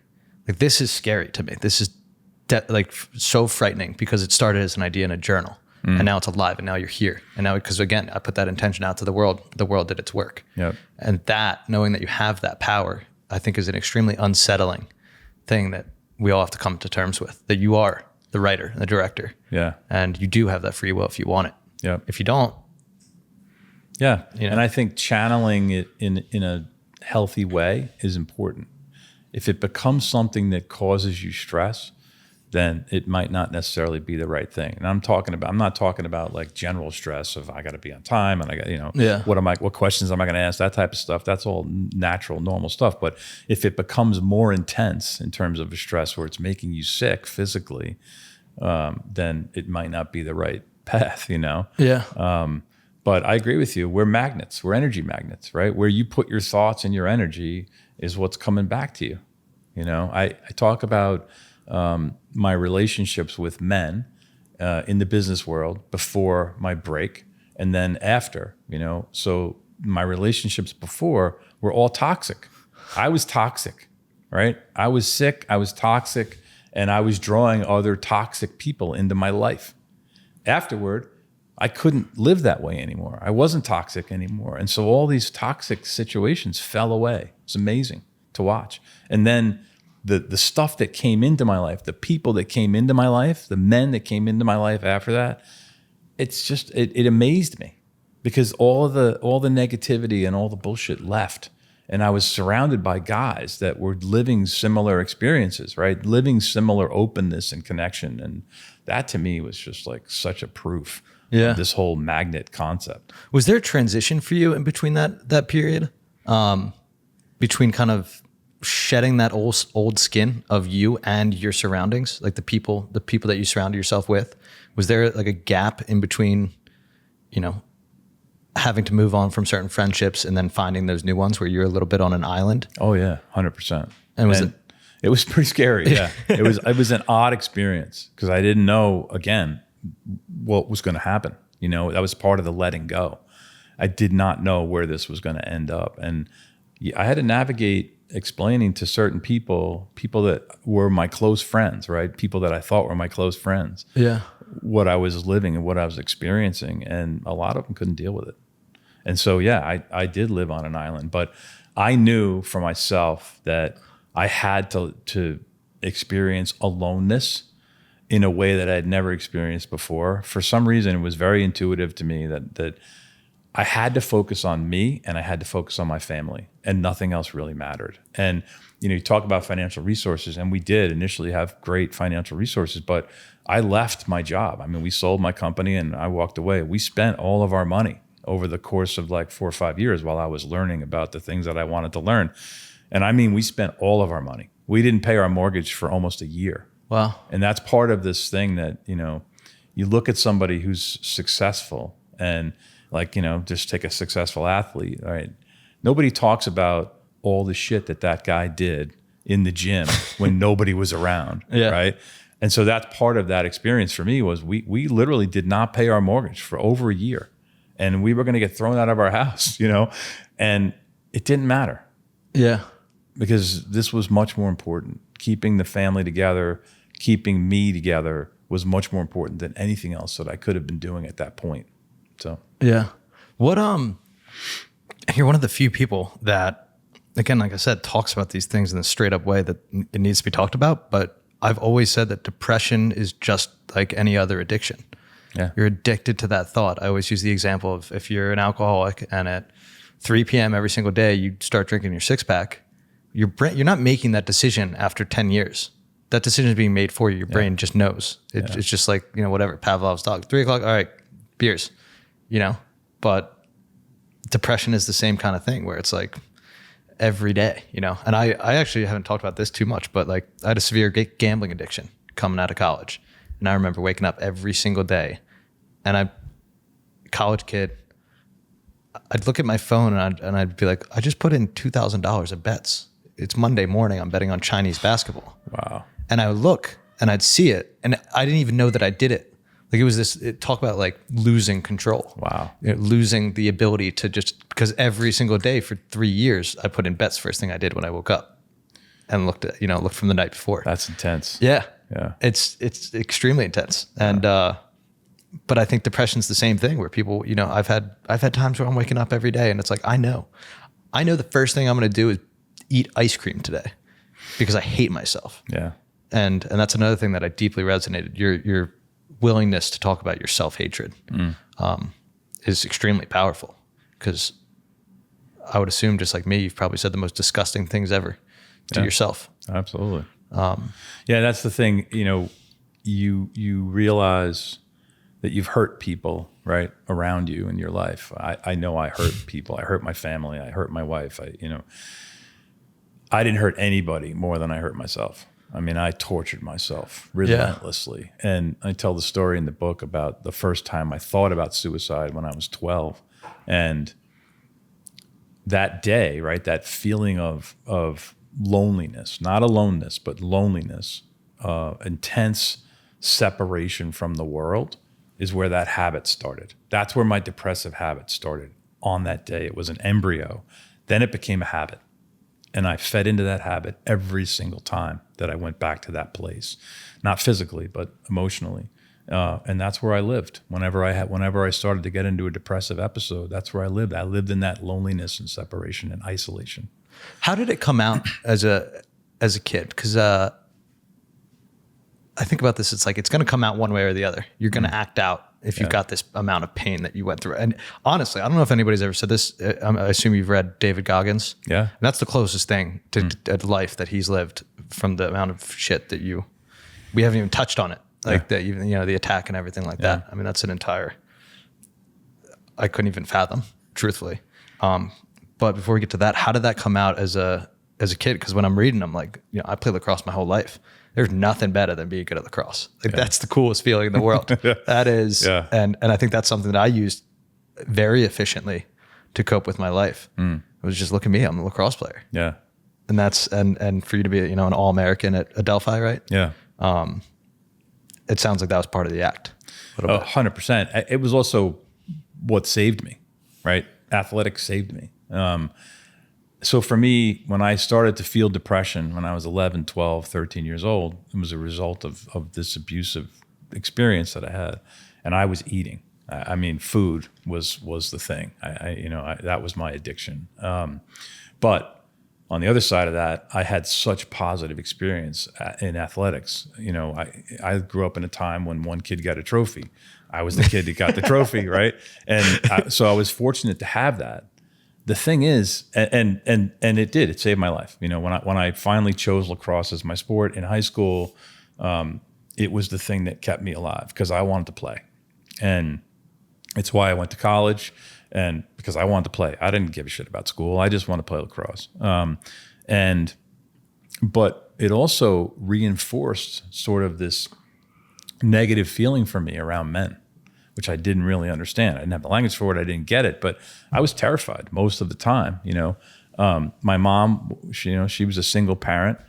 We had one car. She worked like 2-3 jobs, couldn't get me to games. And so the dads that coached the teams that I played on, basketball is the one that really pops into my head, would pick me up and bring me to games, right? Because they wanted me to play. And I wanted to play, but, being around those men, very big, kind of big guys, loud, yelling and coaching, scared the crap out of me. And so there was this sort of, push and pull in those relationships that just confused the hell out of me. When I was on the court doing what I do, I loved it, right? I lived it, and I got a lot of accolades and pats on the back, and you're great. But when you leave that situation and now you're in the car driving back home with this man, right, that you're afraid of, is a terrifying situation. And it just solidifies the confusion, and it really fed into that depression. It really did. I wonder what it is about that generation of fathers, because I think your generation is the first that's has been forced to wake up to these issues. Yeah. Has been forced to wake up to looking themselves in the mirror. And of course, people have been doing this in different ways for a long, long time. But now it's like just the transfer of information is so rapid that it's not even close to like, I can't imagine that you would have healed as quickly as you healed or have done everything that you did without all of the internet and the resources and the connections and cell phones and all of the different things. Yeah. But it's kind of mind blowing to me when I hear stories about how men, were 50 to 100 years ago, essentially, that it was this like, I wonder if it had to do with the war, like different wars, different. I don't know. I think that I just think about my own dad, right? He never had the ability to say, I've got problems. I just don't think that they had the ability to do it. Not that they didn't have the language, because they certainly didn't, but you couldn't admit vulnerability, right? When I was 24, 25, 26, working in Manhattan in the early 90s, if I had at that point gotten sick and went and did my thing and then came back and said, hey, you know what, I've suffered from depression, I would have been fired immediately, right? Because you can't be weak. You can't show that level of weakness. I mean, I work with people today that don't admit it, don't want to admit it, don't want to talk about it. It's still a thing that people are afraid to say, I've got some level of weakness. I was playing golf this week. I mentioned I was in Pittsburgh. I was playing golf this week with some guys, and there's still a lot of machismo out there. Yeah. Let's go get some drinks, or let's smoke cigars, and it's like, no, guys, that's not what life is about. Right? Yeah. Let's talk about what's going on in the world. It's so funny. It reminds me of the first official day of my work life. I was working for a small, like, family-owned company, local, selling alarm systems, security systems. So I was the residential home security system sales guy, and everybody else was the commercial guy. And on the first day of what I thought was going to be training, one of the guys dropped out of the golf tournament that was happening that day, and they were like, hey, can you golf? And I don't even really golf, but I had a bag. First day, I'm like, all right, yeah, sure. And first thing, it's like 9:30 a.m. or whatever. In the foursome, the guy lights up a joint, right next to me, and I'm like, this is work, really. This is this is it, And I think back to the day and the nips that they were drinking and stuff like that. Like, that was my introduction to the work world. This is how men are men. It's crazy. If you want to see pain and destruction, right? Get in a first class seat on a flight, any flight going anywhere, right? At the end of the day, because guys are leaving whatever meetings they were in. Okay. And it's women too, but I mostly observe men because that's the audience that I'm trying to help. Right? Yeah. They get on this flight, you're in first class, all the alcohol's free. And these dudes are drinking 5, 6, 7 drinks in a 2-hour flight. And that is just, to me, so sad, and it's hard. It's like you want to say to everybody, hey man, I'm going to give you a hug. Let's talk. Right. You can't. You have to meet people where they are. Yeah. And the average person is walking around numb and completely lost. Yeah. And so that would be a shocking endeavor or interaction for most of those guys. And it just wouldn't go well. But that to me is what is so sad about these men that are walking around that need help. They're afraid. They don't know how to ask for it. They don't want to admit vulnerability. Yeah. And we all do. I mean, we all need help. We all, especially, I'm always wondering what it is at that level. The more success, quote unquote, the more wealth, quote unquote, that you have, the more stress, the more that feeling is like, because to me, it's like, all right, you're chasing something. You're chasing this hole that you've got in your heart, in your chest, and perhaps whether it be traumas, whatever it may be, that you will never fulfill. Yeah. Like I look at people, and I always say this, like I look at people like Jeff Bezos, Taylor Swift. Sam Bankman-Fried would have been one of them at one point, but like those people are chasing something that will never, ever be complete. And I think at the end of like my heart breaks almost in a certain way, because it seems like at that level, like when is enough enough? Yeah. And I think that that's something on your level. Like when was enough enough? Did you ever realize or wake up and be like, all right, I've got it? No, I didn't. I never wanted to. I never experienced the comfort of feeling like I achieved what I set out to achieve, because there is no end game. It's just more, because you don't know why you're still missing what you're missing. Yeah. Because it has nothing to do with what you're chasing. Yeah. It doesn't. Like you mentioned a couple of celebrities. The celebrity that jumps out at me, and I don't know this guy from hole in the wall, but from everything I've read and everything I've seen, is Keanu Reeves. Right? He's got more money than you could ever want in a lifetime, and yet he still takes the subway. He still sits and has a coffee by himself. And he just seems like a regular dude. Right? Yeah. He's got it in perspective. Like I would love to sit down and have a conversation with him, because I think he's got it in perspective, and he's learned whatever it is that he needed to learn. And maybe he had it all along. I don't know. But having that level of humility and acceptance of who you are, I think, is ultimately the goal. Yeah. And that's the thing, is that to me is what everybody wants. Everybody just wants to be themselves. And when I think about it, and I don't know anything about Keanu Reeves, but I would assume, and this is another thing about high performers, is that perhaps he's dealt with the demons. Perhaps he's dealt with all the things. Perhaps, because to be that comfortable with yourself and not be chasing that dragon or whatever it may be, for more and more and more. Because it's something that I've had to look at myself in the mirror. Like, what do I want here? What do I want in life? What do I want to do? And I think I'm 28 years old. I think that's something that like everybody's struggling with right now. Have you seen your kids go through that at all? 100%. Yeah. So they've all gone through their own varying levels of evolution, right, around just mental health. But I usually look at my son because he's 26. He's an artist, went to art school. Kids works harder than anybody I know, right? He everybody says to him, "Oh my God, your son's so talented. He's working on the new Star Wars video game. He lives in Sweden," and everybody's like, "Oh, he's so talented." But he's like, saying that is a little bit of an insult, because I worked so hard to do this. Yeah, it's just like playing lacrosse, right? You play wall ball 100, throw a ball against the wall every day, you're going to get better, right? So he's done that in the art world, and he went to Sweden, and it's like he wasn't making any money. He's like, "Dad, I got friends that are living in Manhattan or living in Los Angeles. They're making X amount of dollars. I'm living like a pauper. I'm on the wrong path. What am I doing?"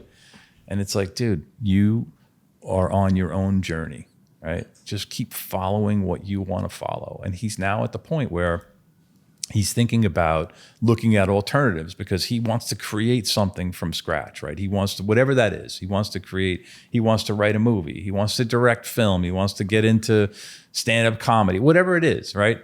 And the pressure, though, of society, right? We're talking about social media, the pressure of society and looking at all these people going on trips and driving nice cars and all this stuff. It's really hard to avoid that sort of trap and get sucked into it. But thankfully, my kids, all three of them, have managed their way through that and understand what they want their life to be and how they want to live. And I think that's really the goal. Yeah. One side note, as you were saying that, it's funny to me when people have this something that needs to get out, they'll try to get it out in any way. Yeah. You know, and as you said, whether it be graphics, directing, stand-up comedy, like there's something that's within him that he just wants to release. Yeah. And that's the creative, you know, that's the struggle of the creative person. And I think that's, I mean, it's beautiful. What's something that you see in your son that he's gotten from you that you'd say that you're proud of? I would say he's intellectually curious, right? The first thing I was going to say is he's the funniest person I've ever met. So he definitely inherited some of that humor from me. But I think all three of my kids are intellectually curious, and that to me is a really important thing to hand down, right? He's into history, loves history, he explores history at a deep level. And so I think that intellectual curiosity is something that I've passed on because I love to read. I love to do crossword puzzles. I like to keep my brain active and always thinking about, well, what is it that I can learn about this? You know what I mean? What's different about this? Like if I go to a place like Philadelphia, I do a little bit of research about like the history of this place. You know, why is William Penn on top of the City Hall building? And, Yeah. You know, and so that I think is a natural intellectual curiosity that I've always had. And that's something that I've passed on to them for sure. 100%. Has that worked against you in any way? Not really. I mean, I think this is going to sound terrible and I don't want to be arrogant. I really don't. I try not to be, but it's hard to work with people. Where it's worked against me is working with people that are not smart, right? The average person is average, right? That's why there's averages. And so I try to surround myself with people that are smart. If people work with me, they should know that they're intelligent because I can't work with stupid people. And that is something that's really difficult to manage. So I think that's where it's worked against me because it frustrates the shit out of me. And you have to take a step back and say, well, wait a second. You're assuming that this person knows, right? Or should know, or pick this up more quickly. And that's just not in the cards for a lot of people. It's just not going to happen. So I think that's where it's worked against me. Yeah. I wonder if there's something that, because I always think about that, again, as we talked about the peaks and valleys through life. If you want, and I'm not smart enough to say this correctly probably, but if you want to grow, just like you're tearing down your muscles when you're lifting so that they can build back up stronger. I think about that with depressed people and myself personally. I'm wondering, am I like subconsciously doing this to myself so that I can slingshot back up the other way?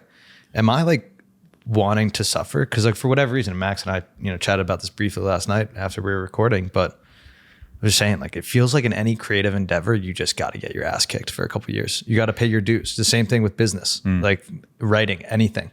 You just got to do it. And I'm wondering, I'm like, again, I feel in life right now, like I'm directly in my way, but I'm wondering, am I in my way because it's too early for success? And if success was on my path right now, would I blow it later? Right. Do I got to understand that? And, I wonder if just from your perspective of just having a couple more years, how you would reflect on that. I think that's a really interesting view. I really do. This idea of sinking down so you can slingshot up. It's like trying to inject some level of false energy. You know what I mean? Like, I'm going to achieve this. I think for me, it's fear of failure, right? And fear is the thing that cripples everybody. Fear and greed are two things that I think are very, very destructive. And fear, whenever it's instilled in you, whether you're 2 or you're 10, and it's been put into you, it's been socialized into you in some way, right? I think fear is probably the most debilitating thing that we experience.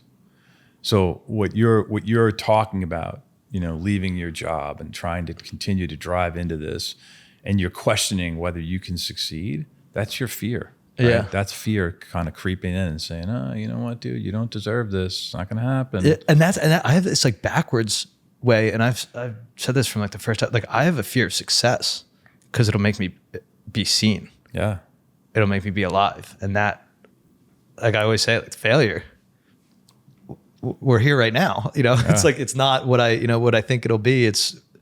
this isn't a failure, because after just having the stones to record one episode and put it out, that was me. That was like it. It was over that day that I had published. Like, it was over. And my buddy Tommy came in here and did a heck of a job ripping open his scars to share for everybody and set the tone.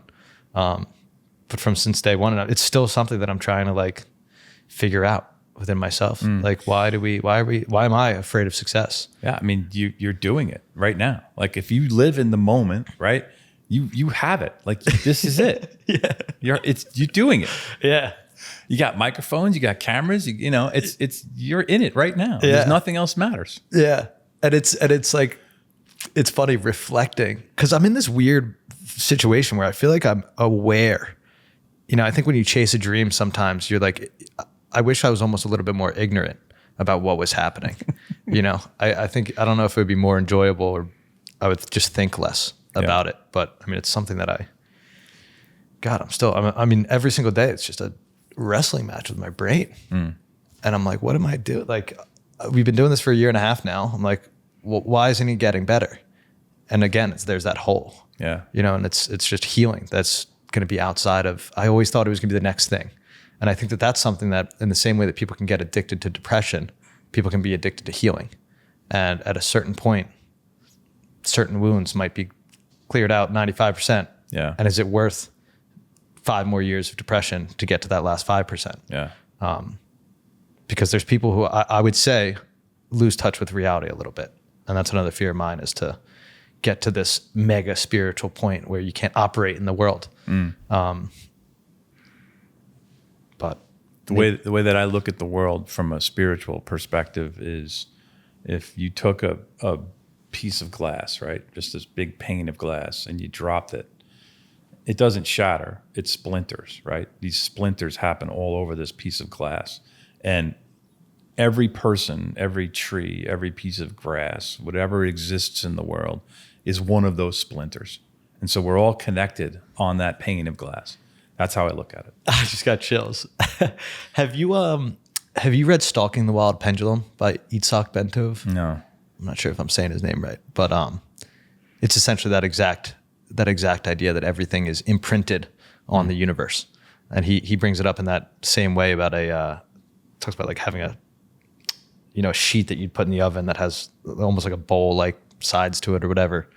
And then if you fill it up with water and you drop pebbles into it, if you drop 3 pebbles at the same time, like, they're all interacting with each other. Yeah. And that's us. We're all interacting with each other. And tying this back to the question about what men were dealing with, 50 years ago, they just didn't have the access to hear somebody else say it.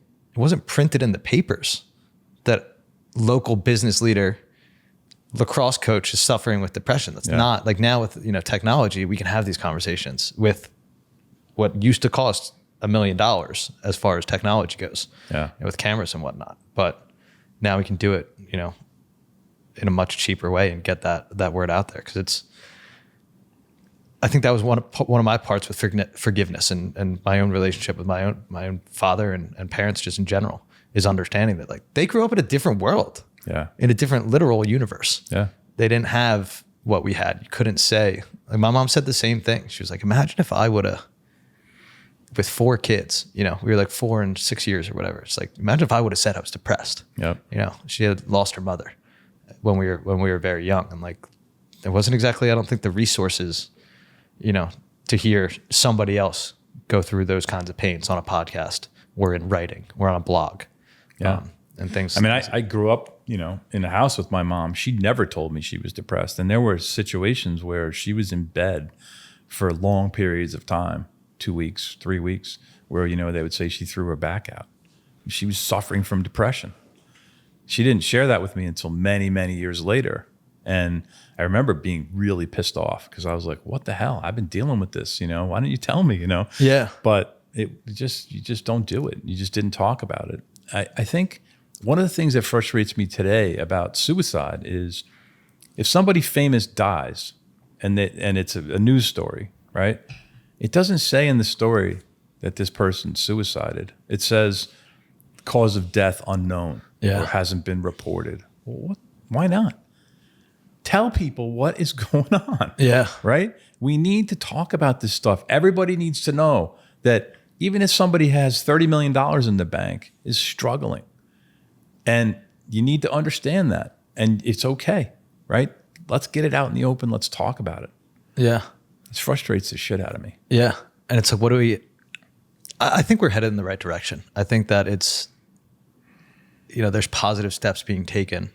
And I wonder if the pendulum's almost going to swing back, where it's like it gets to the point where, and I think that's what's happening in society today in general, where it's like we got to respect everybody. We got to worry about every single thing that we say now, and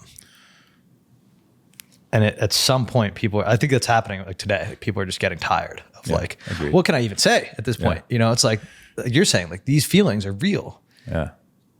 The way that you talk about your book, there's probably people out there in the mental health space that would, like you said, with the review, would say, oh, it's not supposed to be like that. It's not supposed to. This was your experience. Yeah. It's so, two things. One, my son, right, 26-year-old guy, he's like, Dad, being a guy right now and trying to date and trying to, have a relationship where I feel like I can let go and be myself is really difficult, because there's just so much attached to it. There's a lot of stuff going on. I don't know what I can say. I don't know what I can't say. Am I going to get, is somebody going to feel victimized by my actions? Or, that's really confusing, But the thing that popped into my head when you were talking about what you were just talking about is, so I've become popular on TikTok, right? And I had never really been on TikTok before, and I have some social media team that put me out there, and some things went viral. And there's an amazing mental health support group, right? Community on TikTok, which is incredible. The thing that concerns me a little bit about it is that people self-diagnose, and they see something and they're like, oh yeah, that's me. I'm a narcissist, or I'm suffering from depression. And that might be the case, but you also need to dig into that and get professional help, right? You can't just watch TikTok and say, okay, well, I'm going to do this because this seems like what I'm dealing with. And that's the thing that I think holds some people back too, is you can't just assume, right? You can't just go to Google and look up cancer and say, yeah, I've got cancer, I'm going to figure this out. It's the same thing with some of this mental health stuff. I think there's phenomenal advice out there. It's a great community. It's very supportive. I've been really engaged in it and just shocked at the reception. But that does concern me a little bit, where you can't just self-diagnose and deal with it on your own. Yeah. And I think that's the other side of the issue. And this is what I wrote for because I don't think these problems are going anywhere. I think they're only getting worse. I think that our struggle with technology, our coming alive, I think one of my, again, personal beliefs is like our entire world is distorted right now. We are not living in, like, we're not seeing what's happening, because you talk about your emotions being stunted by not being able to access those things. Like the amount of time that we've spent in these phones and computers, like we're going to be living inside of them. Yeah. I think that people don't wrestle with the fact that that's true. That's just like, I wrote this whole paper and I just essentially said, like, why is nobody talking about what's coming? When we grew up, we were on AIM and we were, pinging each other away messages, and it was like, oh, get off that stupid thing. Get off that stupid thing. Well, like, what's Slack? It's the same thing. So all these kids that are playing Roblox and all these games where they're Minecraft, they're in the games. Like, you see the stuff starting to come out with AR and VR now. That's how meetings are going to be. One of my thoughts is that's how podcasts will be. You'll be able to put on a headset and you'll be able to sit on that couch with us. And that's really cool. But at the same time, it's a scary world. It is. It is. I one of the lines I use all the time is, man, this technology stuff's really catching on. So yeah, it's good. It's like anything else, right? It's good and it's bad. Yeah. And it depends on how you use it and how you're able to interact with it. I do think that there's more positive than negative, but if you get lost in the sauce, it's not a good thing. Yeah. And that's the thing, is it's just working. These companies are built to attack our subconscious at all times. Yeah. For profit. And it makes sense. Like, that's another thing that I struggle with that nobody talks about. Like, do we realize that this entire system and everything is set up to harm us? Like, that's in a lot of different ways. Yeah. And again, it all depends about how you look at it. And of course, there's the 1% that is able to look at it in a different way. But I think for most people, it's this fear-based. It's this, you're constantly pelted with all of these things. Yeah. Well, and that's why I think that there has to be a focus on sort of self-awareness and self-connection, because I can use social media the way that I need to use it and leverage it to get advancement, whatever it is that I'm trying to accomplish. But at the same time, I'm going to go in the woods and sit down for half an hour and meditate. Yeah. You know, so I'm fully aware of what works and what doesn't for me. Doesn't mean I don't slip into some old habits sometimes, but that's why I think connection is all we have. Yeah. I really do. And, you know, people talk about living in the moment and being mindful and being present, and not to be cliche, but that really is the most critical thing, is to be in this moment right now. Because that's all there is. Yeah. Right? It really is all there is. In order to get comfortable with what happened in the past, I had to go back and live through those experiences, right? And heal that little kid. But I stopped thinking about the future. Like, this is what I have right now, and everything that I need right now is here, right now. Yeah. And so I can't obsess about what's going to happen next, because it really doesn't matter. And once you let that go, and once you really live that, it becomes a very freeing experience. Yeah. And it's so backwards, that feeling of letting go. Because like you said with that, you know, getting rid of the paddle, like it's all you want to do is paddle. Yeah. It's all you want to do is try. And I was talking to my mom yesterday. I'm like, what am I not doing? Like, I've tried everything. Like, why is this not, but like the truth is it's working exactly how it's supposed to work. Absolutely. My life is, you know, but it's, you lose sight of it so easily on a bad day, or when, unfortunately, again, the comparison to others, that to me, that's what got me a lot lately. I'm like, oh, everybody around me is falling in love, getting married, having kids. All my friends are coupled up, and I'm out here like trying to figure myself out. Yep. And it's, you know, it's, you're excited for those around you, but at the same time, it's like, what's wrong with me? Yeah. We all grew up together. We all had the same sort of life experiences in the same area. Why am I like this? You know, like, And that's all ego driven, right? Once you teach your ego to be an employee, that view of that changes dramatically. but how do you disconnect? Because I'm like, again, it's a battle every single day. And there's times where I'm able to step outside myself a little bit. Yeah. But then there's times where I fall back in. So like for you, how did you go through that process of disconnecting to be able to almost like remove yourself from your body to look at, you know, Jim and who you are from afar? Yeah. I think that it becomes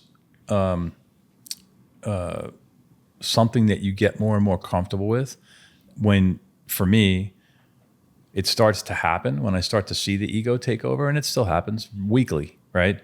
The ego starts to take over, and I'm like, oh shit, that's not me, right? But recognizing that is where that shift starts to happen. And so I wrote a lot. I journal every day, right? I don't now, but at the time I was journaling every day, and I was noticing the thoughts that were happening that were pretty consistent in the journaling about me feeling threatened by somebody else's actions, or me be reacting to what somebody else may have said. That's all ego, right? What you were just talking about is, well, all these other people are getting married, and people have these big jobs and whatever. So what? That's their issue. That's their thing. Yeah, you know what I mean? It's got nothing to do with you. Right? Yeah. So I think minding your own business, like being concerned with your own business, your own stuff, is where that starts to shift. And then it doesn't matter what anybody else is doing. And then you can be happy for other people, right? Or you can be sad for what's happening in somebody else's life, but you are living your own experience. Yeah. And separating that takes time, but that's how I did it. I did it with journaling, meditation, talking with the people in my life that I had very close relationships with, my wife, my children. You start to see the difference in your connection with those people, and you're like, yeah, this is what I want. Yeah. Right. This is what I want to experience. And the more you experience that, the more you want it to continue. And so that becomes the new habit. And as you're saying that, it's like the grass is always greener on the other side. Yeah. You know, specifically, I leaving my job, I'm going to go, and by the time this comes out, I'll probably be back, but I'm going to go work. Are you familiar with the Burning Man festival? Yeah. So I'm going to go work that for 2 months. Really? Yeah. Sick. So I got offered to I used to work music festivals for 7 summers through college, and after a little bit. And yeah, it was one of those things that just came across my path where I was like, I just got offered like a once in a lifetime experience, let alone to go, but to work it and be paid to be there. That's cool. Yeah. And I'm like, but I'm scared because I had to leave my full-time job that pays me. And that's scary. But I was talking to a friend, and there's some people who would say, you're 28 years old. What are you doing? Get your life together. Look at everybody else that has their full-time job at JP Morgan, whatever it may be. Look at everybody else. But then my friend I was talking to, her name's Marissa, and she was like, that's so sick. I'm so jealous. Yeah, exactly. And that's the thing. I'm like, I'm jealous of you. Yeah. Because you got your shit together. You're married. You've got a dog. Like you have a car, like anything. Like I'm like, you got all of this. And she's looking at me like, but look at you. You've got this. Yeah. You're doing your thing. And it's like, it's just crazy the way that we, think about things. And unfortunately, I think so much of it's tied to money. If you gave me $1 million right now, I'd probably feel better about myself. Yeah. But that would it wouldn't last very long. Right. Yeah. So I always start my speaking engagements with, on May 5th of 2005, I had it all. I was a CEO of a business that I started. We had 2 brand new cars in the driveway, a 6,000 square foot house with a white picket fence and a pool and 2 dogs and kids, and had everything you could ever want. You would look at me and say, holy shit, this guy's the picture of American success. And the next day I tried to kill myself. And so you never know, right, what's going on in somebody else's life. The other thing that popped into my head is, so let's play this out, right? You go to Burning Man, you're sitting down having a iced tea or whatever, and some guy walks over to you and you have a conversation, and the next thing you know, you guys are writing a movie or writing a screenplay that wins an Academy Award. You have no idea. Yeah. Right? But that's why you need to be there. Yeah. And there's this internal, like, even so with my job, there's this internal feeling, and I don't know if like intuition's the correct word, or it probably is, but that I have to go. I have to go. Like that's something I have to do. I don't know why I have to do it, but I have to go. And in the same way, thinking about my job, it was like, do I like slack off and get fired, or do I quit? And if I slack off and get fired, I can collect unemployment and run through that and be a little bit safer. But for whatever reason in my body and my soul is like, you have to quit. Do you know why? Have you identified why? I think because I was fired right before I started this podcast, and it felt like it was out of my control. Like the company I worked for was a fraudulent company.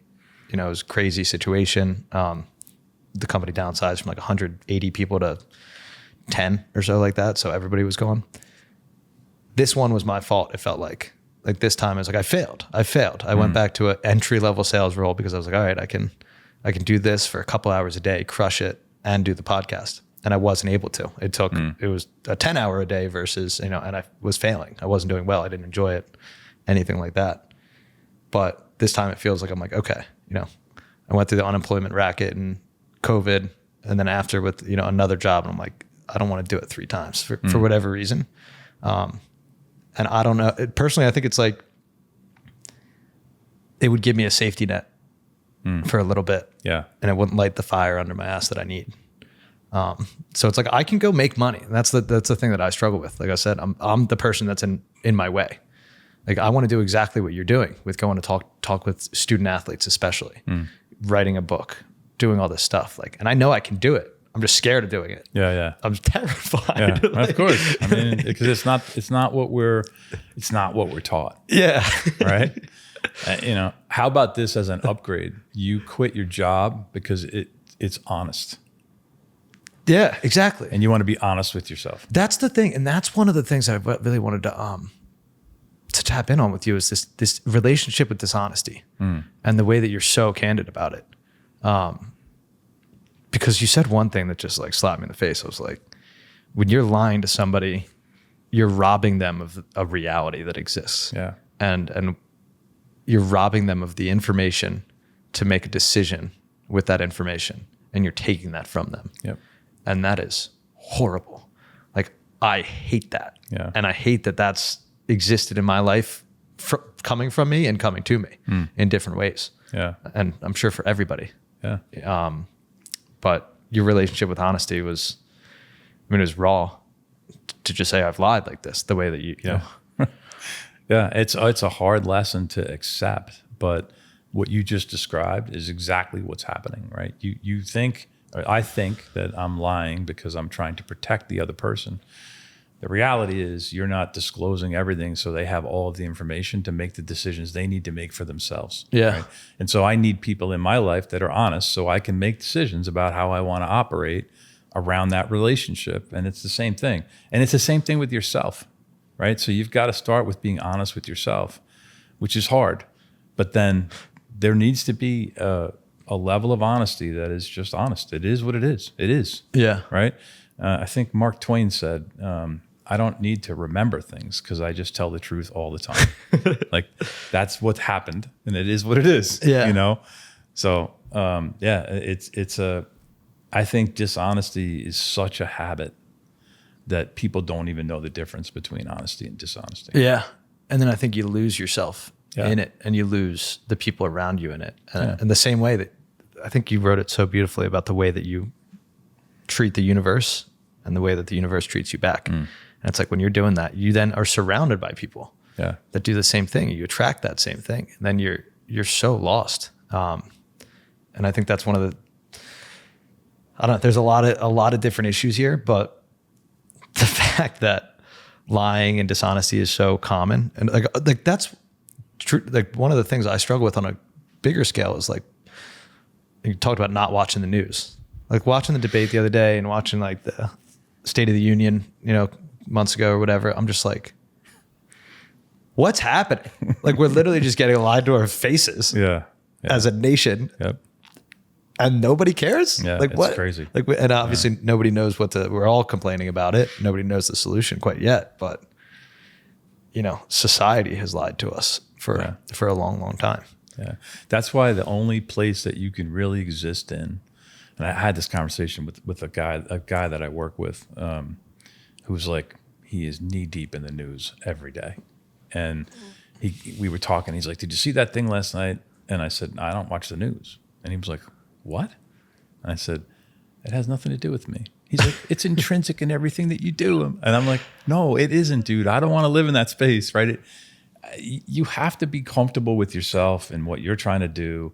And yeah, I watched the debate. I watched a few minutes of the debate because I wanted to see what was going to happen. And it was a shit show, But I got enough. 8 minutes in, I had enough. I knew everything I needed to know from that point forward. Yeah. But if you live in a place where you're subjecting yourself to information that is negative, that's just going to stoke your fear. And if fear is the place you don't want to be, why would you want to do that? Yeah. Right. And it feels like we're just wired for it. Yeah. It feels like we're wired. And then it's the same thing with even with gambling, where it's your losses are twice as painful as your wins are exciting.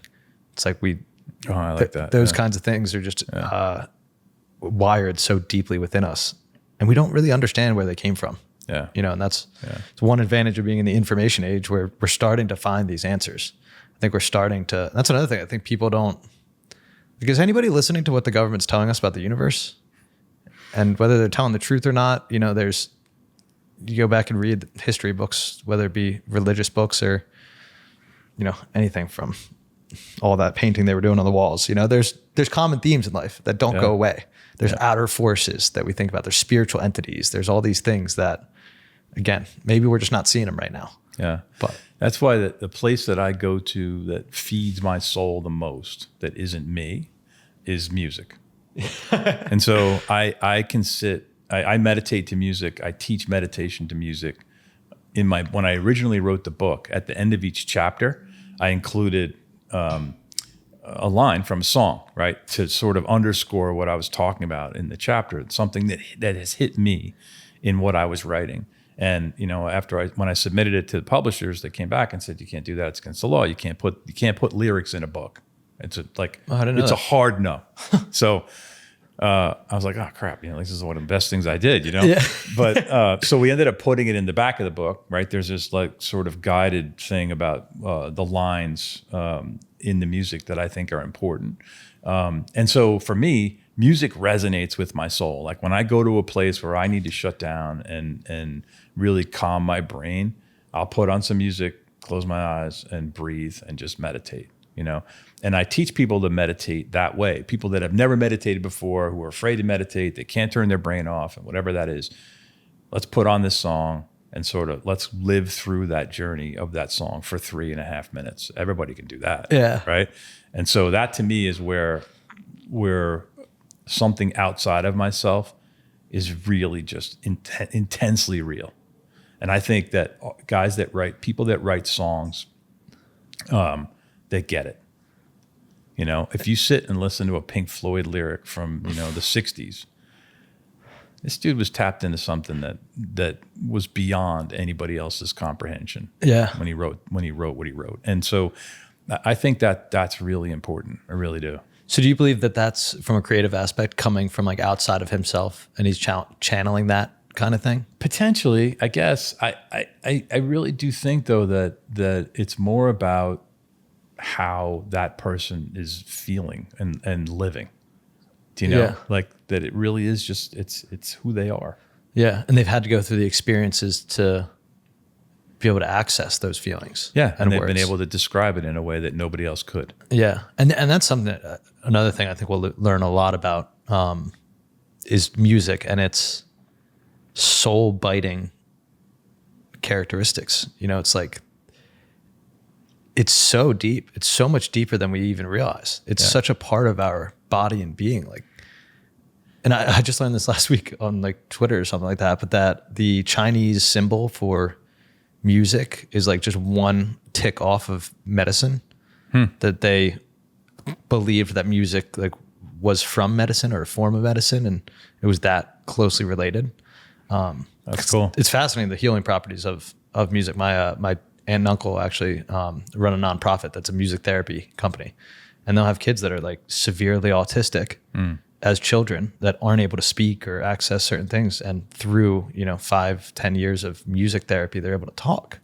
It's like, what's happening there on the soul level? Yeah, that's and when a song hits you, like I've been run over by a truck with the song before, and I do it on purpose. So what I'll do is I'll put like these headphones on and I'll blindfold myself, and I will just feel the music. I'll put myself into that space as deeply as possible. And I used to do it while riding the Peloton. So you're actively moving, you got the endorphins rushing or whatever. And then the music comes in and it just like, there's certain songs, certain words that resonate in your body that, again, we may not understand, but it just strangles you almost. I love that. Yeah, it's intense. It is. And I think part of that is being able to let go and be in it, be of it. Yeah. That's critical too. I like when you say be of it, of the process in the book, that's just going to happen. It's going to run through you almost. Yeah. Well, what I wanted to bring back up, and I don't even know if you wrote about it too much in your book, but your relationship with meditation, because that's something for me. It's like saved me. I mean, that one of my first panic attacks, I called a buddy who actually came on the podcast on the 4th episode, Dan Flazel, and I was freaking out. I was having an episode. Like it was, things were happening in my head that I didn't understand. And he said, do me a favor, lock yourself in the closet for 5 minutes in the complete darkness and call me back. And just breathe. Just focus on breathing. And that was the first step for me to now have what will be a lifelong relationship with meditation and myself. But I would love to hear about how your journey with meditation started, and then like kind of tips, because a lot of people are interested, but I couldn't do it. Yeah. I can't. Yeah. And it just stops. Yeah. The most common thing I hear is I can't turn my brain off.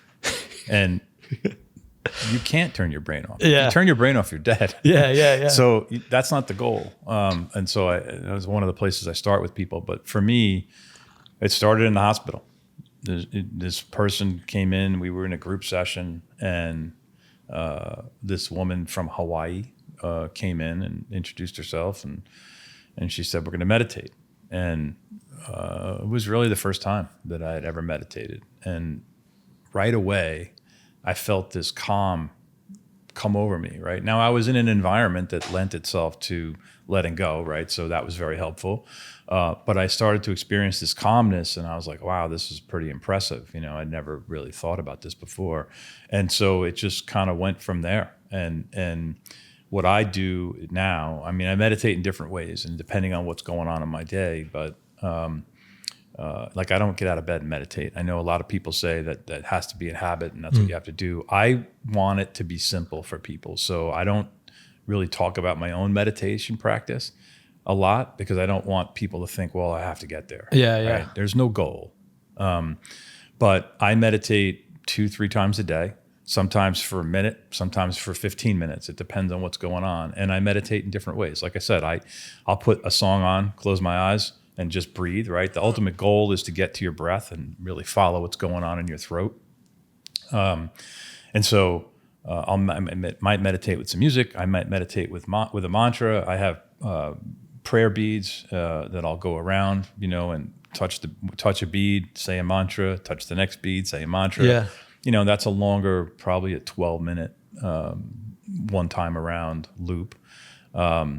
And sometimes I'll go for a run. I live near the beach, so I'll go for a run and then sit on the rocks and just listen to the water or just feel the breeze or whatever. But what I've learned is, for me, it's really teaching my brain that I'm in control of what's happening, right? When you're meditating, you're not turning your brain off. That's an impossibility. You're giving your body a break, and you're saying, we are now in control of this situation. We are going to take this where we want it to go. When I'm in the middle of a meditation, things might pop into my head like, oh, I need to send that email, or I need to call so-and-so, and that's fine, right? Just bring it back to your breath, right? So I start with breathing exercises and then go from there into whatever the meditation is. And whenever I lose myself, I pull it back in to go back to my breath, get back to where I'm at. And it becomes a way to calm. And that's ultimately what you're trying to do, right? We all live in this world where there's all this stuff coming at us, right? Nonstop. And stress drives cortisol into your body. Cortisol is what saves your life if you're being chased in the jungle by a tiger, right? You need that fast hit of adrenaline, and you got to get out of that fight or flight, right? You've got to protect yourself. Well, if you get cut off on the highway, your body doesn't really know the difference between whether you're getting chased by a tiger or you're being cut off on the highway, right? It just knows that, oh God, we got to react, right? We got to make a change here. And if you live in a heightened state of cortisol levels, your immune system gets compromised. You start having digestive issues. Your blood pressure is elevated. Your heart rate is elevated. It impacts your sleep. There's no way to sort of bring it back down and get it under control. It doesn't reduce, right? So if you work in an environment that's highly stressful, your cortisol levels are going to be at a high level for much of the day. Meditation allows you to calm that down and bring it back down to stasis. And that's ultimately what I try to do when I teach meditation, is this is what we're trying to accomplish. Yeah. And just almost like, I think about it like, it's like stripping away, like you said, all those distractions, and just to be with yourself and see yourself. And I think that's something that as your meditation practice develops, and I feel like I've gone, over the past 6 years in and out of, like, when you're in a really good place with meditation, I mean, that place that you can access is beautiful. Yeah. It's almost like pure bliss. It's just ecstasy. Like just to be able to close your eyes and be at peace. Like I can put myself, and probably not right now, because I'm just not in the consistent practice as I once was. But there are times where like I could put myself on the beach. I could hear the waves. Like you could be there, and you can get that. But it takes a long time, and I'm such a backer of it that I just hope that there's like one person who always, every episode that tries to take a shot at closing their eyes. And I think doing it with music is one that everybody can relate to and enjoy. It's not as intimidating. Yeah. And I spoke to a group recently, and I bring in, 3 or 4 songs, and depending on what the demographic of the group is, I try to pick music that resonates with people, and I come in, I'm like, listen, we're going to meditate. And, you can see that there's always some meditators in the room, and they're like, oh, great. But then there's other people who are like, oh, crap, and I'm like, listen, I'm going to put on a song. This is what we're going to do. And I walk you through it, put your feet flat on the floor, your body, supported well, or lay down, whatever you want to do. But as I put the song on, I want you to follow wherever your journey is going to go, but I want you to focus on breathing. And 3.5 minutes later, after the song's over, people are like, wow, that was pretty cool. And I'm like, hey, you're a meditator. And I want to keep it simple. There's a video up on my, on TikTok. I was at meetings in Boston. It was a pretty intense day, pretty busy meetings, because people say to me, I don't have time to meditate.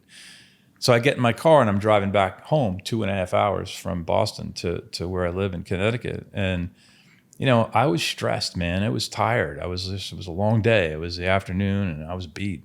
I pulled off at a rest area and I did this video. I'm like, I'm going to meditate, and literally a minute and a half later, I was back on the road. But that had completely shifted my energy level, right? So don't tell me you don't have time to meditate. Like a minute and a half, you can literally do it anywhere. It doesn't matter where you are or what you're doing. You can always calm down and quiet down. And that's what I try to do. I call it slowing down to speed up. I love that. Yeah. Because, you have to. And that's one thing that I will put all of your TikTok and book and all of the links will be in the description here. But please, everybody go follow. There's coffee in the fridge. Because the videos that you put up are they're just pure. It's just like when I describe to people, I'm always telling friends, oh, we got this guy coming on, we've got this guy coming up. And they're always, oh, well, what do they do? What's the story? And I'm like, well, he's an author and he wrote this beautiful book on men's mental health. But he's like, I always say, but he's just like a dad. Like you're just a dad that's in your car that just is like making dad videos that true. Have a really positive, but the way that Liza and I always laugh about it. It's like, oh my, it's just pure. And it just makes you, for me, when I see those videos, it just centers me for a second that I remember that there's somebody else out there. Cause you forget, like when you're, your head's going all these different ways, you kind of forget that you're not alone in this fight. There's people out there that are leading the charge that again, you have an impact. You are, constantly sending your signals out there that you can help. And to be able to do that through TikTok and Instagram, is awesome. And what's that journey been like? Because I know that I always go back pretty far in videos. And there was one video of you in a hotel just crying, just bawling your eyes out in appreciation of the TikTok going viral and the things that people said. Yeah.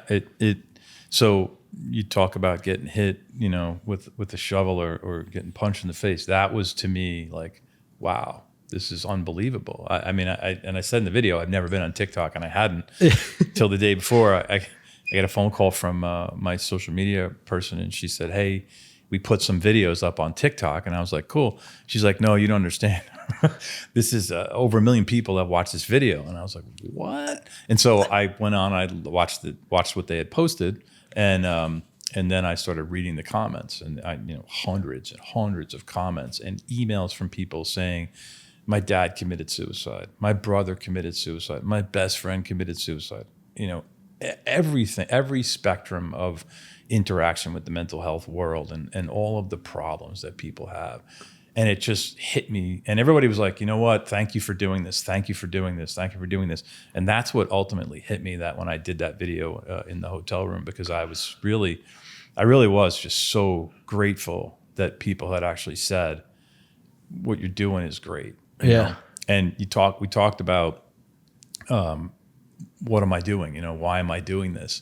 And that to me was just complete confirmation that what I started out to do and the reason why I started out to do it was now being presented to me. And it was amazing. It was amazing. Yeah. The authenticity is something that I think that's another trend in the world that is a fortunate thing, that people are just becoming more and more real about themselves. And when I was watching that video, I was just looking and I was like, that's a business executive.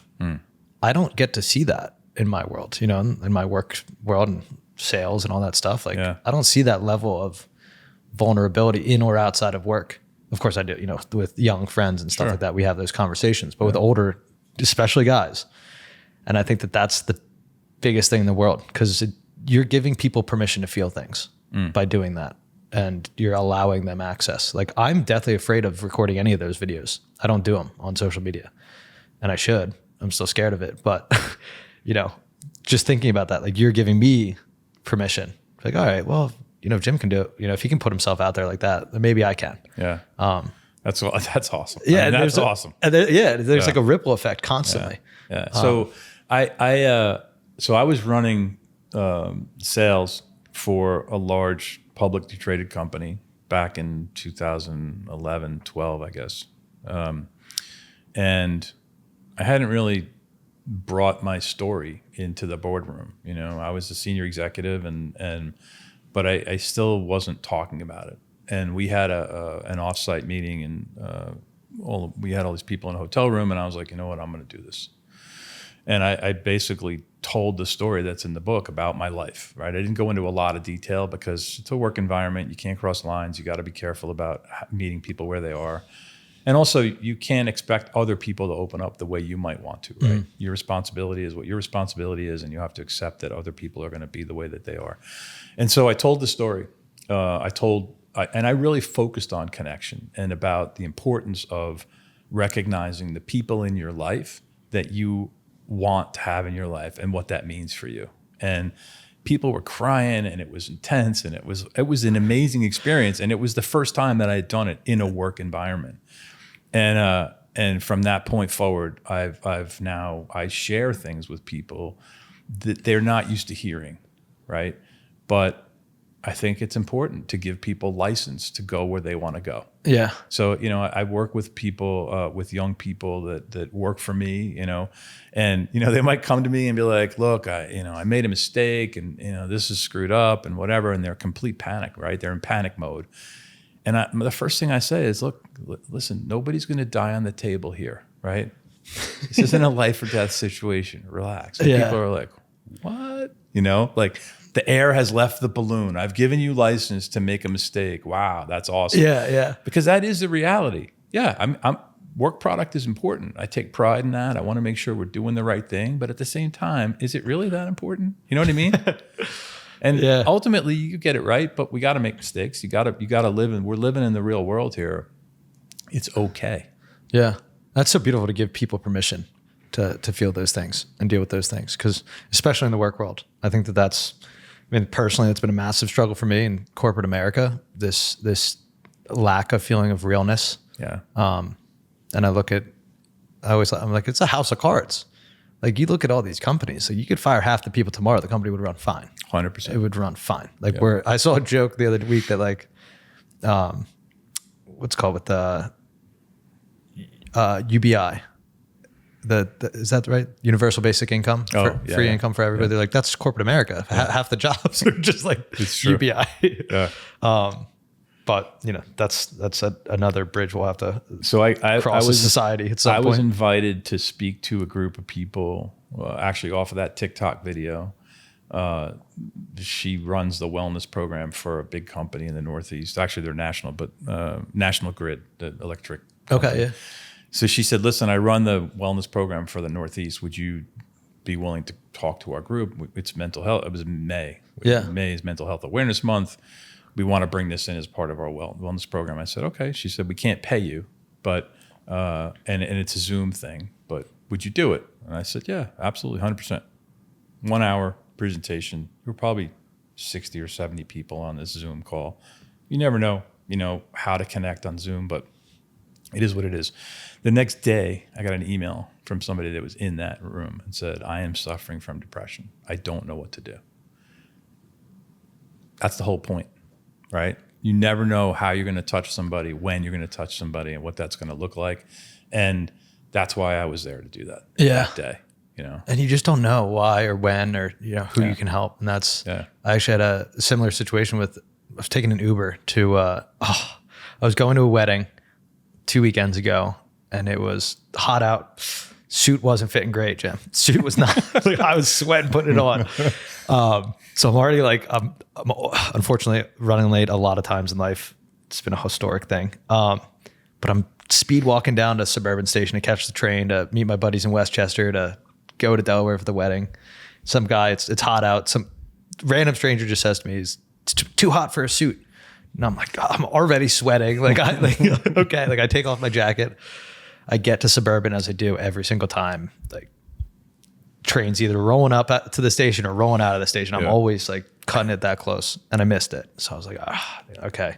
Instead of the $5 train, I'll take a $50 Uber to get to Westchester, see my boys, and ride with them. And I'm pissed off because I'm sweating. Now I'm sweating more because I'm in the station and I just smell gross, and it's way worse. But I pop back up and I'm like, all right, whatever, I'll take the Uber. I get in the Uber, guy's on the phone for the first 20 minutes of the 50-minute drive. And for the last 30 minutes, he just started asking me about, I was actually watching one of the PLL lacrosse games. So he started asking me about lacrosse. We started having a great conversation. It came up what I do here. And he just goes, he's like, for some reason, I feel like I was supposed to meet you.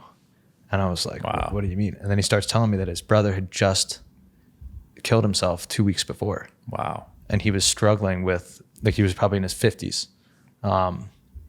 And he was struggling with the anger of, and that's something I want to jump into now, but like the anger, like he said, he didn't even go to the service, and he, he's very close to his brother. It was just a year, apart. But he had all these really complex feelings, and he opened up to me, and in an Uber ride, it's like, we're complete strangers. Yeah. And we did exchange numbers because I wanted to stay in touch, but there's all these strangers all the time that we're passing by that we could help. Yeah. Or we could have helped. And there's always times where I'm like, I didn't pick up the phone because I was in a bad mood, and I didn't want to talk to my friend because I was embarrassed about my bad mood. Instead of maybe they needed help. Yeah. I was thinking about myself. That's a good point. Yeah. But there's always somebody that can be helped. But as far as, and these are tough questions too, but how did you deal with the complex emotions of your family, specifically and close friends? When it got to the point of like, there's one line where it's like, after this 30 years of love and everything that we have, I wanted to die still. Yeah. Like, how did you cope, and how did you approach that healing process? Yeah. So I think that the therapeutic process is important to work with a professional, right? So they can sort of monitor what needs to happen and navigate that. It is a complex situation. My kids were 12, 10, and 6 when this happened. And so you can't sit a 6-year-old and have the same conversation as you might with a 12-year-old. So you have to sort of adjust what and when you share to make it appropriate, right? And so we, as a couple, worked on ourselves as a couple, right? And then we started to work with our children as they became to the point where they could have conversations and understand that. And I think it's important to separate yourself from those relationships and do the work on yourself, right? And then do the work on the relationship, whatever, if it's a spousal relationship. So my wife and I, so here's how I define it. You got the relationship with myself. I've got the relationship with us as a couple, right? Then we've got the relationship with as a couple with our children. And then we've got individual relationships with each one of the children. And each one of those things needs to be honored and approached in a different way and in the setting that it needs to be approached in. It's really that simple. It's not easy, but it is a simple thing. And I think as the kids got older, those conversations I would have head on with them, with a therapist in the room, and sometimes not. But and I tell a story in the book about taking this weekend retreat with my daughters, and so that they could reconcile some of the feelings that they had in a way that was safe and nurturing. And they came at me, man, like, what the hell? How could you want to quit? You're our dad, You're our hero. And I think confronting that in a way that is accepting and really sitting and being with it, right? Allowing them the time to do it. One of the things that I teach people that I work with is listening to hear and not listening to respond. So in those conversations with my kids, it was basically just listening to hear and not saying a word. And, they were still pretty angry. They were still feeling a lot of fear and a fear of abandonment and fear of being lied to and the dishonesty about the life that we were living. And so they needed to process that and explain it in a way that that had to be complete. And you never know when it's complete until they say, I have nothing else to say. Yeah. And so as you have a conversation with somebody and you say, listen, I want to share some information with you. I would appreciate it if you could not react until I say to you, I'm finished. There's nothing else. And that's a really hard skill to learn. Yeah. I'm thinking like, damn, I need to take notes. So yeah, I mean, I think it's approaching each relationship in the way that it needs to be approached, but sort of peeling back the layers and understanding how do I want to go about this, but then also navigating whatever direction it goes in. You know, my wife and I had conversations in therapy and individually together where she's processing her own stuff, right? And processing the fact that her husband wanted to kill himself and leave the relationship. I have no idea what that's going to elicit in her, right? I don't know what she's experiencing, what she's feeling. The only way to do that is to go there and let it happen, let it unfold the way it needs to unfold, and accept it, right? Like somebody could say something like, you know, I feel this, and you'd be like, why you feel that? I'd never wanted you to feel that. Well, that's what that person's feeling, Yeah. right? Yeah. And so that is a really difficult thing to navigate. That's why I keep going back to you got to have a professional in a room. You know, I have an accountant that does my taxes because if I did, I'd be in jail. You know, I have a lawyer that helps me with legal stuff. You know, I've got a trainer that helps me in the gym if I choose that. Yeah. So why not have a person to help you with your emotional and mental support? Yeah. You know, and it's this neglected space that it feels like there's an in-between time in history where we stop caring about this stuff. Because if you look back to these ancient times, and again, who knows with history, what's true, what's not, like, but just seemed like men, they were the poets, they were the writers, they were the philosophers, they were deep within their emotions. And there was like this, it was almost cool and respected to be able to have access to those emotions within yourself, the Stoics and whatnot. And I think that's one thing, as I was ideating on this entire journey, I wrote in the plan was like, I want to make talking about this cool and interesting and as light as possible. Because we're talking about terrible things. Yeah, of course. We're talking about awful, this sucks. Like this is like the content within your life's story is trauma, you know, and a lot of it. But the way that you're able to talk about it gives people hope and shines like a light on that. And I think that that's something that obviously, you know, is needed in the world, but also it helps us. Like this helps me. I hope and pray that it helps you. oh my God, yeah, absolutely. And I can only hope and pray that it helps other people. But what advice would you have for other parents? Because as you're saying that, an interesting thing that I get to see on the back end of all this stuff when videos go out or audio is the age range of people who are listening. And there's the main group is 25 to 34. Very, you know, they can relate to the conversations that we're having. But then there's almost a skip, and then there's this other block of adults, like 45 to 54, and parents that, you know, are almost able to take a peek into like kids. Cause I still think I'm a kid, you know, I still like operate as like figuring it out, you know? But I feel like the reactions that I've gotten have been like, it's a peek into what you guys are dealing with. Like we didn't know that you guys were dealing with all these thoughts. And from your perspective, I would love for you to walk through your relationship with your kids and how you healed that a little bit more with those type of retreats, with the conversations. What are things that parents can do to acknowledge within themselves? Maybe I missed the boat on something. Maybe I didn't provide the space for my child to come to me.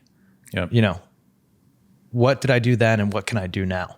What are some of those things from a parent's perspective? Because it's the hardest job in the world. I've got no idea. I'm obsessed with learning about what it's like, but I can't imagine what changes within you. And then that's yours. That's part of you. It's out there in the world. Like that's a mind blowing. And then they get hurt. Oh, absolutely. And then you hurt them. Right. And then that's like and this is what everybody, like I'm going to have a child that's going to not hate me, but like for a day or whatever it may be, I might be the worst person ever because I didn't let them go hang out with their friends. You know? So I think accepting that everybody is on their own path, their own journey is critically important, right? So regardless of whether you're the greatest parent in the world or the worst parent in the world, your kids are going to experience something that will bring them some trauma, right? And so they're going to have to figure out a way to navigate that. And I will tell you that I have a granddaughter. She's a year and a half old. The most perfect being there is, right? You're watching this entity who's sponging the world around them, right? Being raised by parents that love her in a nurturing environment, who understand life now in a way that I never did at that age, right? So they're going to be better parents than we were.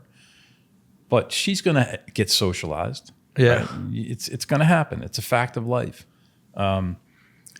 it's interesting to watch. I'm literally in the middle of living this right now. But I think if I could sit down with a parent and say, the best thing you could do is respect that your kids are on their own path, and hearing them is critically important. And I don't think parents take a step back. And I coach kids, right? I mean, I coach youth sports. I coach high school athletes. I can see these guys that are strong and physically capable, but they're still incredibly fragile. They're still afraid of the world. They're still trying to navigate social media and all the pressures that have existed in high school forever, right? I think taking a step back and realizing that they can understand and experience more than we think they can as a parent, right? And then giving them the ability to talk. That is really important. And part of the problem, and I live this as a parent, is we want to teach, right? We want to help. We want to solve. We don't want them to be hurt. We don't want them to experience pain. That's bullshit. That's ridiculous, right? That's going to happen. Let that happen. And let them talk to you. I think if I could say anything to a parent, my best advice is create a situation where your kid can talk to you. Don't respond. Don't judge. Don't react. Let them talk. And then just say, I love you. I hear you. I love you. And that's it. And do that half a dozen times. And then maybe after they've developed the level of trust that you are in fact not going to judge and not going to react, then there's more interaction. And you could say something like, would it be okay if I responded to what you're talking about? Or do you want to talk about this a little bit more? And I think that you have to let the kid drive the conversation. Yeah. And most parents don't understand that. I know I didn't. I was gonna say, as you're saying that, I'm thinking about how I can't imagine you had that opportunity with growing up. Oh my God. To have that kind of a conversation. No. Or any kind of, I don't know, like realization about what was happening. Yeah. In your life. Yeah. No, it's true. And again, it's not a negative on my parents. They were both abused people when they were kids, so they grew up with their own level of fear and their own anxieties, and they weren't together. So those relationships were completely separate and dysfunctional in their own way. And no, I mean, my mom was dealing with having 3 daughters and a son and had no money. And, she had her own shit that she was trying to manage. So of course she's never going to be available emotionally to try to help. And my dad was an abusive person. So no, I never had that experience. Yeah. I forgot to ask the impact on your life, because you mentioned that your oldest sister has Down syndrome, and I would love to know the impact on your life, and especially as a child. And I asked this because my oldest sister, who I love dearly, is intellectually had learning disabilities. Just kind of went through. She has epilepsy, and she just had a tough. Wow. Yeah.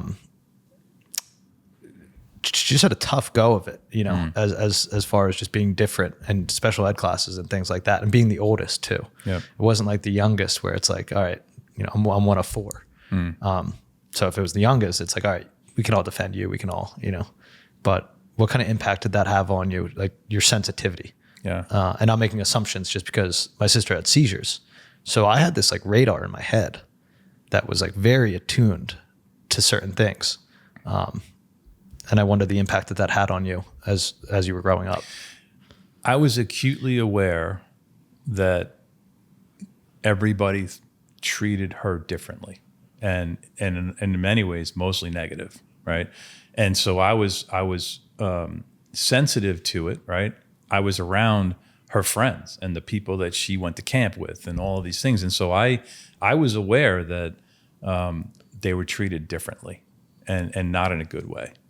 Most of the time. And so it created a heightened awareness in me that created a lot of anger. But for me, it also created this side of acceptance, right? People used to use the word tolerance, and that's really not good enough, right? Acceptance is the way to go. So it created an acceptance in me of people being different at an early age. I think that was probably the most profound effect it had on me. But I also had a lot of anger because I wanted to protect her and I wanted to beat the crap out of anybody that said anything negative. And I did. I mean, I talk about that in the book. There were times when my anger and rage would come out in an unhealthy way around that issue, you know? Yeah. So that's one of the big traumas and topics that I've avoided so far, because I don't even know how to ask these questions with what you dealt with when you were 17. And when you went through that attack, I can't imagine. Like, just reading it was like, I mean, it takes your breath away. It's like that you lived through that you lived through being beaten to death almost, like, Yeah. or at least the attempt was there.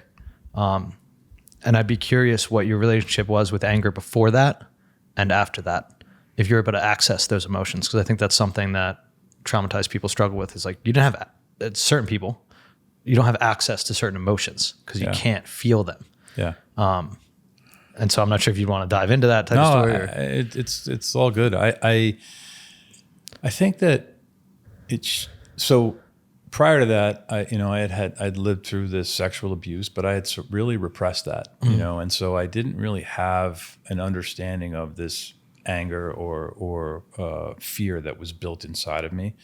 The event of that attack with these 4 guys that jumped me became a physical manifestation of the feelings, right? So now I had an understanding of and a tangible reason for anger. Yeah. And it sparked, man. I mean, it blew me up. And so I carried that with me for a very, very long time. And it created a tremendous amount of fear. It created a tremendous amount of anger. And I think it really was the flashpoint for the feelings of rage that I had inside of me that I just couldn't deal with. Yeah. How, when it comes to the sexual abuse,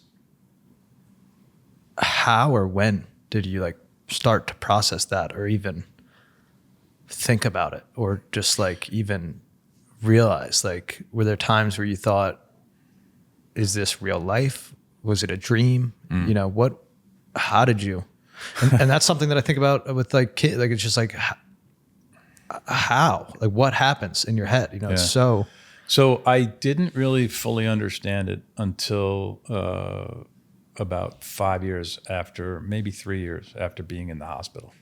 I honestly didn't understand it.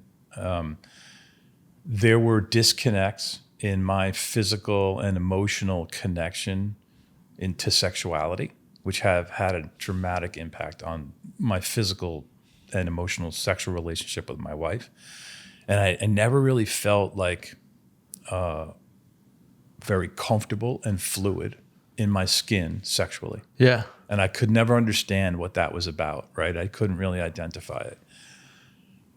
About 3 or 4 years into my therapy process, I did a detox, a food and body intake detox, complete detox, monitored lots of supplements. I was taking like 40 supplements a day, eating nothing but vegetables, no caffeine, no alcohol, no sugar. Anything that was on this sort of legal foods list was what I was allowed to eat. In the middle of that detox, there's a liquid detox. And the liquid detox is basically a concoction of lemon juice, maple syrup for calories, and water. And you drink these 32-ounce bottles of that liquid, plus like another 120 ounces of water. And the liquid portion of the detox could be anywhere from 3 days to 15, 18 days. So I did 16 days of liquid. And what happens is, as you eliminate sugar and toxins from your body, you become more tapped into deeper levels of emotional connection. I don't know how to explain it, but it is what it is. In that process, I started to feel things that I had never felt before about my history and about experiences in my past. And my therapist took me through a guided meditation, and she took me back. She's like, tell me what happened when you were 6 years old. And that is when I started to have flicker, and that's the best way to describe it, a flicker of vision about being in this room and candles and what was happening. That was, and I'm not kidding, that is the first time that I ever really remembered what happened.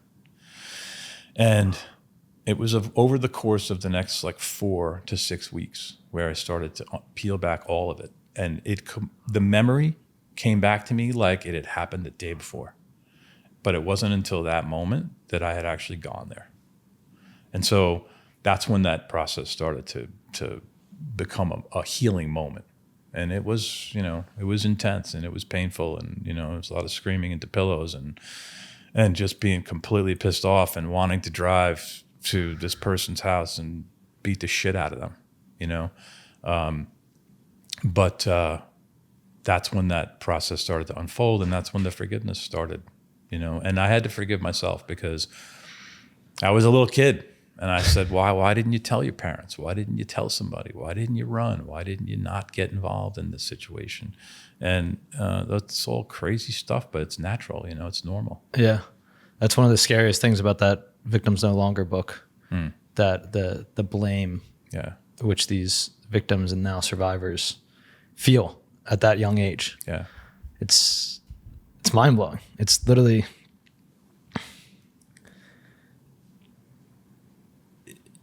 you're trying to make sense of the world at that age, and for that to be a core part, whether consciously or subconsciously. Because that's one of the things, and I think it's so cool how open you are about, especially the impact that it has had on you in a sexual way, where it's like, again, that's stuff people don't want to talk about. It's stuff that's just the truth people don't want to acknowledge. Yeah. But the level of confusion, because you say it in there at one point, like it wasn't just the pain. Like when you were jumped, I would imagine that your relationship with love wasn't affected, when that, like through that episode, but your relationship with love, through sexual abuse is severely affected. 100%. At that, especially at that age. Yeah. And it created a tremendous amount of confusion for my partner, right? For my wife, because she never understood. Like she would say, "Oh, is it me? Is there something wrong with me?" Right? So it has an impact on everything that you do and everything that you are. And breaking through that helped create an understanding for us as a couple that we have to, if we're going to continue to be a couple, we're going to have to work through this together. And that is some really intense healing, and it's a gift, but it takes work, and it takes the need for another person, right, to be understanding and to be in that with you. Yeah. Yeah.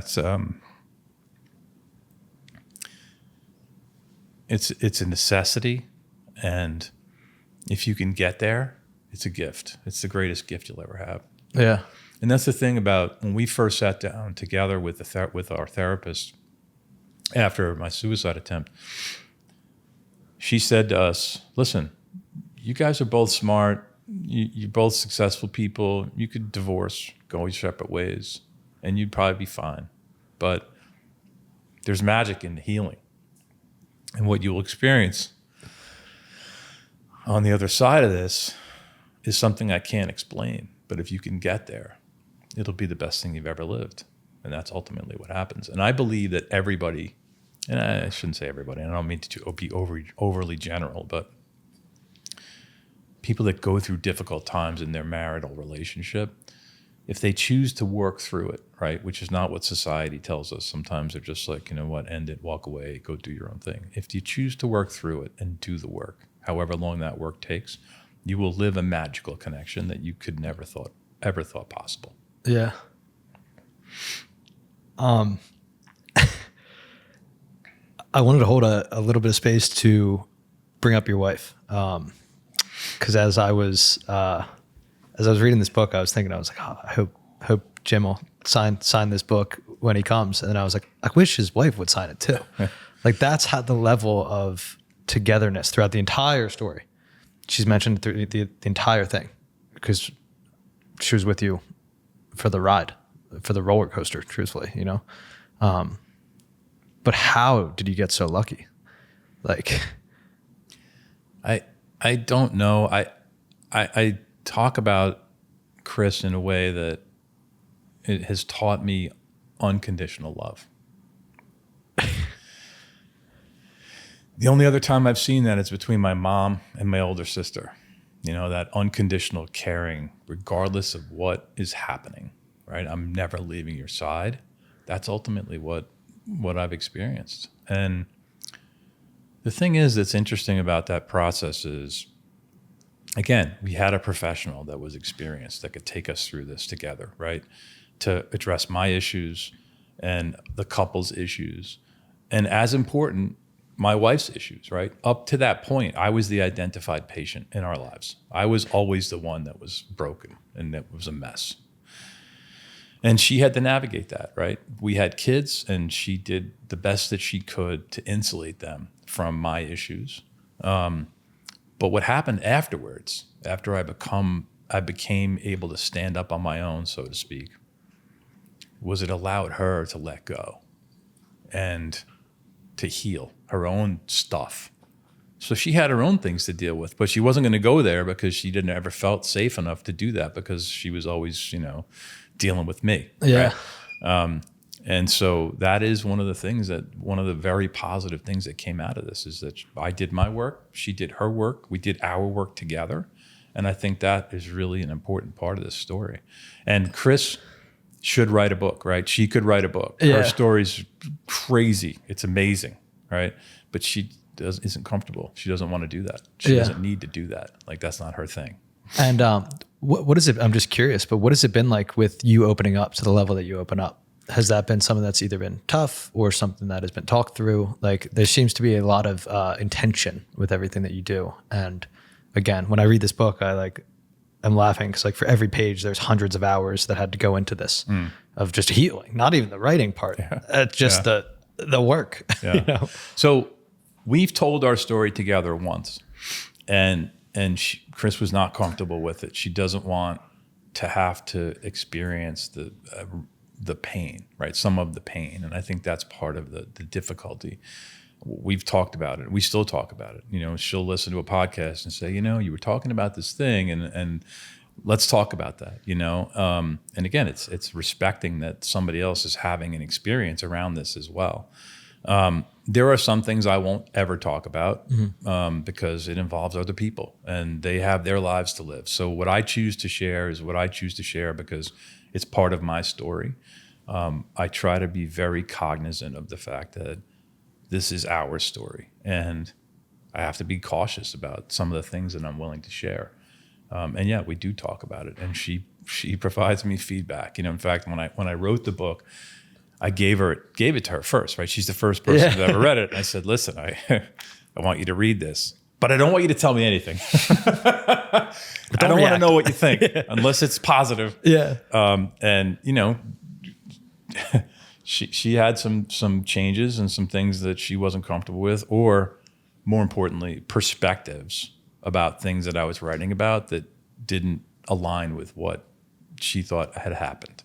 And that was an important part of that process. And so I think that's interesting is the evolution never stops, right? It's constant. And I think being open to change and flexibility and being able to be malleable is really, really important. Yeah. Yeah. I think that's going to be the next big characteristic that you need is this emotional intelligence as we head into the future. Because all of these things on a, I'm not sure if it's inter or intrapersonal level, it feels like they're all coming to the surface for society. We're coming to this, like you talked about the reckoning with your daughters, it's like society's coming to this point where it's like, we got to figure our shit out and we got to talk about it. And that's the first, I feel like we're in this awareness phase in general. And I always say this like every episode, but I just view society as the same thing as a person, as a classroom, as a business, as a sports team, a city. It's like these ebbs and flows. Once you go through, that's the cool thing about personal self-discovery is like, once you realize these patterns, you'll see them in everything. Yeah. You'll see them in, well, the growing pains of a company are the same things. Like a company can be in its teenage years, going through puberty, going through aches and pains, just the same way a person does. Yeah. And on this global scale, it feels like that's where we're at. Yeah. I think that I agree with you. I also think that there's still a lot of people that are just don't get it. They'll never get it. Yeah. Maybe they'll come back. I don't know, but I think you're seeing it because of you're attuned to it because of what you're doing, because of the work that you're doing. The other side of that is there's still a lot of people walking around that are just numb and they don't get it. Yeah. And they never will. And that's the big thing I wonder about, because my brain goes to weird places of like,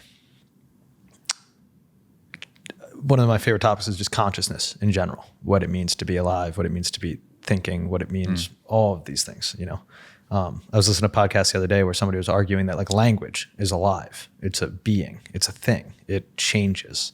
And they brought up an example that was funny of like, you know, in 100, like right now we have this language that we all understand the nuances of it. But if AI just approaches, like the example is like butt dial and booty call, where AI might think it's the same thing because it's, That's funny. yeah, they're completely different things. Yeah. So there's this nuance, but language is alive and different terms become alive, you know, with every year, the Webster dictionary word of the year, whatever, you know, new word or phrase comes out. And these things help us be able to explain our conscious experience. And when you say that about other people not getting it, I talked with we had Jim Diorio in here, who's a former FBI former head of the FBI in New Jersey, and he talked about how he's like, some people are just asleep, like they just don't wake up in their life, and like you said, maybe they come back, maybe they reincarnate, and maybe that's some people that I listen to in the woo-woo, you know, area of spirituality, which I love. Talk about they might be on their first trip around the earth, you know, where it's their first time, they're just here. Yeah. And they get to live in this materialistic, you know, exciting time. And then on your 9th trip back, it's like, oh, I've been through the ringer. Yeah. I think I'm done. It's like, You know, it's interesting. I was just Chris and I were just talking about this because she said, you know, what do you think happens when you die? And I've kind of gone back and forth on this a little bit in my life.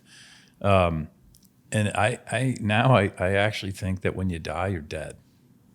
really? Yeah, I do. I think that I do think there's a possibility that there's sort of an energy shift, and maybe there's a way that some people do. Maybe they do come back. That's like a question in my head I've been thinking about the last couple of months, literally. But I do think that when you die, you're dead, and I think that everything else is a function of the mind. That's interesting. I'm really surprised. Yeah. With the way that you're just, wow. One of my favorite questions, and I apologize if it's not the most appropriate way to ask, but like one of my favorite questions in life is, are you more afraid of dying right now or living forever? What's more? Well, I can tell you that I'm not afraid to die. I actually wrote something recently.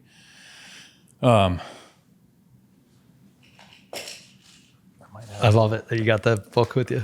Hold on a second. I wrote this recently because I didn't have my journal with me. So this was my journal for that day. This was February 28th. And I was thinking about what happens if the plane that I'm on crashes, right? For some reason, I've had this premonition that I'm going to die soon. I don't know why. Now, this is coming from somebody that always wanted to die. So I don't want to die, right? But I've got this feeling that it's going to happen. So I wrote this because I wanted to make sure that everybody understood what I was feeling. And so I just wrote, I have lived. I am 59 years old and closer to the end than the beginning. Life has taught me a lot, and I have experienced every feeling from love to pain to joy to loneliness to peace to fear to longing to fulfillment, and I have lived. And it just goes on. You know, the fears of the world are driven into us by those that are living in fear. Love is caressed into us by those who live in and with love. Ultimately, in the end, connection is all there is, and love is that connection.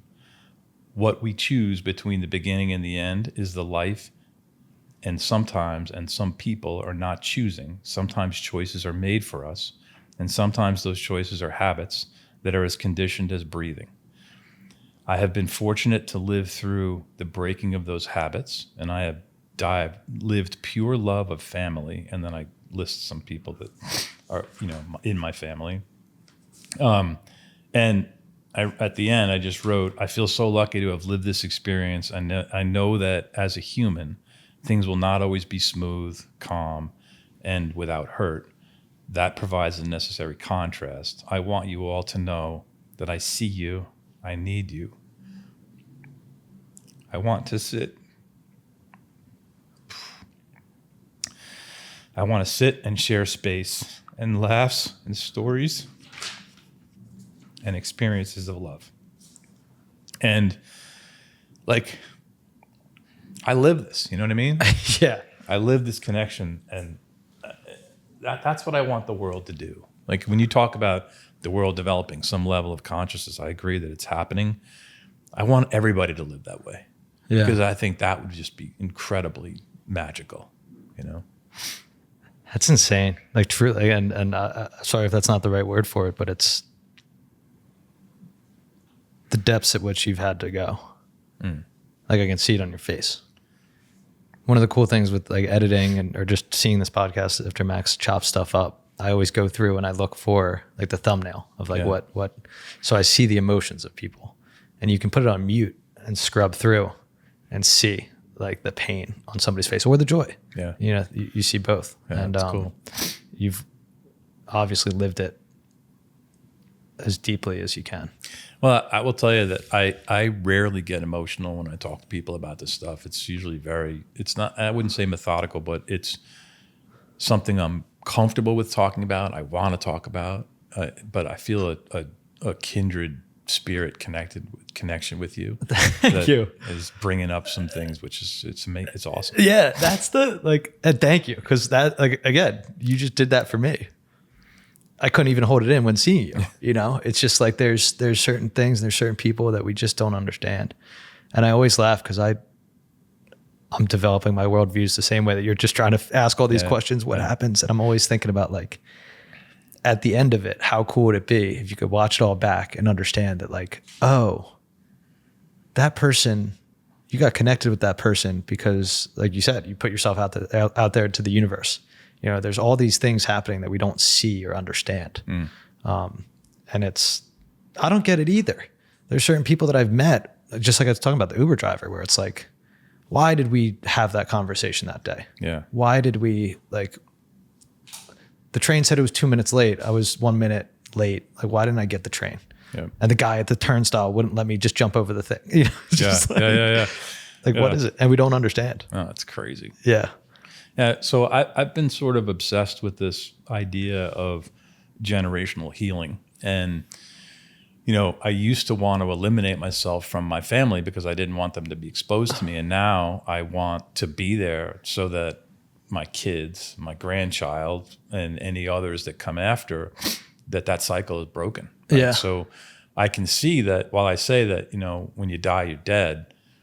When I die, I'm leaving behind these connections, right? And the learning and the gift of love that they will all experience from now until the day that they leave, right? But they're going to pass that on. And so, you know, my granddaughter is already now living. She's the next generation, right? She's going to live a different experience, and she's going to carry whatever she lives forward to her next generation. And so I know, and I'm comfortable with this idea that the pain that was inflicted upon me, the lack of connection with my own parents because of their abuse, them being abused, that's gone, right? I've now established this connection with my children, which they will establish with the people that come into their lives. And that is so healing for me, right? Yeah. As somebody that didn't want to be here, I was like, you know what? Screw that. I got to fix this. I'm smiling because that, I forget which book it is, but it's one of the, you know, deep trauma books that's like, once you realize that you can be the opposite effect. Yes. That you've been drowning in this. Have you read 2 different books? It Didn't Start With You, which is all about generational trauma and how it's literally just passed on through the body, and the weird studies and experiences and experiments that they have in that world. But I think that's another thing as we develop into this more conscious universe, whatever you want to call it, we label ourselves as these individuals that have a name, and we just think that we're this one person. And as you were saying that with your kids, I'm thinking like, you know, what if, again, back to the video game analogy or whatever, like when you can see your attributes that you're, you know, a 99 speed or a 95 power, whatever it is. Like, what if you could look and say like, oh, you're, you know, 20% Jim's anger, and you're 30% Chris's love and you're 10% Uncle Joey's whatever, and you're all these things. You could understand yourself a little bit more holistically. Well, there's all these parts inside of us, right? Each part has its own entity and needs to be recognized. Like one of the meditations that I've done and then that I do is this is going to sound crazy. I love it. You go to this park, right? And there's a fence, and inside there's a huge gate. You open the gate, and inside this park, right, having a blast are all these parts of you, right? Each entity in the park is some piece of you. So which piece do you want to heal today, right? I'm going to go over and I'm going to take the kid that was sexually abused by the hand, take him outside the gate. We're going to walk down the street, down the hill, and we're going to sit on the beach, right? And so we're going to have a meditation together, me and this 6-year-old kid, and walk through that process and walk through that experience together in a safe, nurturing way. And then whenever that experience is over, I'll take him by the hand and bring him back up to the park and put him back in the fence, and he can go have fun. There are all these parts inside of us that we have to address individually and take them aside and say, you know, dude, you're going to be okay. Or maybe one of those parts is anger, right? Well, anger has a place. It needs to be recognized, but it's not in charge, right? I'm going to take anger. I'm recognizing you. I respect you for who you are. You are very important. And I hold you and I embrace you. And at the same time, you need to understand that you sit with all of these other parts, and each one of those parts has to interact. And that's a really important level of understanding as you're going through this process to peel back the layers of who you are. Yeah. We got so many parts inside of us. And it's nothing's black and white. Nothing's cut and dry. Yeah. And they still feel like they're alive. Like no matter what you want to heal. Like when you're telling that story about meditating on that, your 6-year-old self, like I think something that gets lost in our world is that like you can sit with that kid. Like that is very real. Yeah. Like and that's the thing is once you can access certain things in meditation and focus and like that, if you want to believe in the multiverse or whatever it is, but like that body and that being existed in this universe and it had this damage. And whether you believe, again, that time's not real and we're just moving through space, that damaged boy is still right there, sitting right there, damaged. And you can, just in the same way when you're saying like, hold on to the pencil, put all your guilt and let it go, you can sit down with that kid. Yeah. And that's something that truthfully I need to still work on. That's a big one that like, I've had that feeling that shoots through your body. That's like that. When you talked about the flickering, been there. Like I've had that, the vibration up your spine and that, like I've seen that kid. And I've like, there's even one picture where I like specifically when I think about myself, there's this one picture where I'm like, that kid was going through hell. Like, wow. How did he, like, I'm just amazed. And that's the thing is it's taken us now 3 hours for me to get back to the point where I'm proud of myself again versus, waking up like I woke up this morning where I'm like, what am I doing? Like, I'm like, so crazy. I'm nuts. Like, what's going on? But those kids still need love. And that's something that it's a difficult path, that's for sure. Yeah. And it's that level of consciousness about the only thing you really need is love. Yeah. That's it. And and everybody says, oh, it's not that simple. It is that simple. It's not easy, but it is simple. Yeah. And it's so easy. It's just so easy to get away from. Yeah. And I see that in myself where I like this past month or whatever. It's like once you get off your routine or once you get off your good vibe or high, whatever it may be, and things start, it's like I'm right back where I was. I called my mom the other day. I was like, I lost all the momentum with the podcast. I feel terrible. I've got to build back up from where I started. I'm a fraud, first of all, for everything in life, like is my like base default setting. Yep. And then it's like, oh, like, well, like, and unfortunately, and this is why I'm really happy today's gone great. But like, I feel like if I'm not at my best, I can't provide that love for others. So if I can't love myself, how am I supposed to come sit here and have these deep conversations and help others? Yeah. I can't do it. And so how about this? You walk into today's session, right? And I'm not suggesting that this is what you were feeling, but why couldn't you, in a world I want to live in, say to me, dude, I didn't sleep well. I'm not feeling great, right? Yeah. be here with me while I'm going through that. You know what I mean? Like that should be as natural as, hey man, how are you? Yeah. And we don't learn those things. Yeah, at all. And that's the part that's, because like truthfully, I was nervous also because we talked a while ago. We've had this scheduled, and I was so afraid to keep getting through this book, to be honest. I didn't want to. I knew what it, like I knew where it was going, it felt like, and I didn't want to read it. Wow. Like I didn't, like I read the first 2 chapters and I was like, all right, this guy's hilarious. This is awesome. But the content is just, again, it resonates. So it's like, fuck. Yeah. Like, I don't know. So, I'm up reading late last night, just trying to get just out of like respect. Like you spent your time and money to come down here and make this trip to a complete stranger. And I felt like I should have had this book, I should have read this months ago and had notes and all these things. But for whatever reason, and again, there's those kinds of things you could say. I wish we could say those things where it was like, look, I'm at 2 out of 10, but in a weird way, to be honest, I had this comforting feeling. Again, maybe it was intuition that, between last night and tonight, I don't feel at my best. I'm like at like a 2 out of 10 right now. You can always tell when I don't shave, I look like shit. I feel like shit, whatever. But I had this feeling that like you guys were going to carry me through this weekend. Like we had Hugh on last night talking about boxing. We were talking about, I was like, these 2 episodes for me, I don't want to say it's easier, but like you guys did it this weekend for me. That's awesome. Like I just got to show up. And it's special because, I don't know why we're here. I don't know why we got connected, but it felt like there was a reason. And I'm really glad that we did. Me too. I think it's awesome. But first off, thank you for everything, for like I said, ripping open your scars. You just really, in this book and here today, thank you for accessing those emotions with us, helping others, making the trip. And please, we're going to put like the links in the description for the book. And I think we should also do some sort of like live when it comes out or something like that. That'd be great. Just a quick conversation and get people, because this is the book. This is, I would say, with all those books that I've read, if you've lived the experiences and you're looking for more of the reality of it and not the studies and not the experiments and not the psychological backside, like this is just life. Yeah. You said it earlier that I'm just a dad, and that's it. I'm just a dude. Yeah. I'm just a guy living my life like everybody else. And that's why I wrote the story, is because I want people to understand that I'm just like everybody else. Like I saw Eckhart Tolle up on your shelf, and I love reading Eckhart Tolle. Yeah.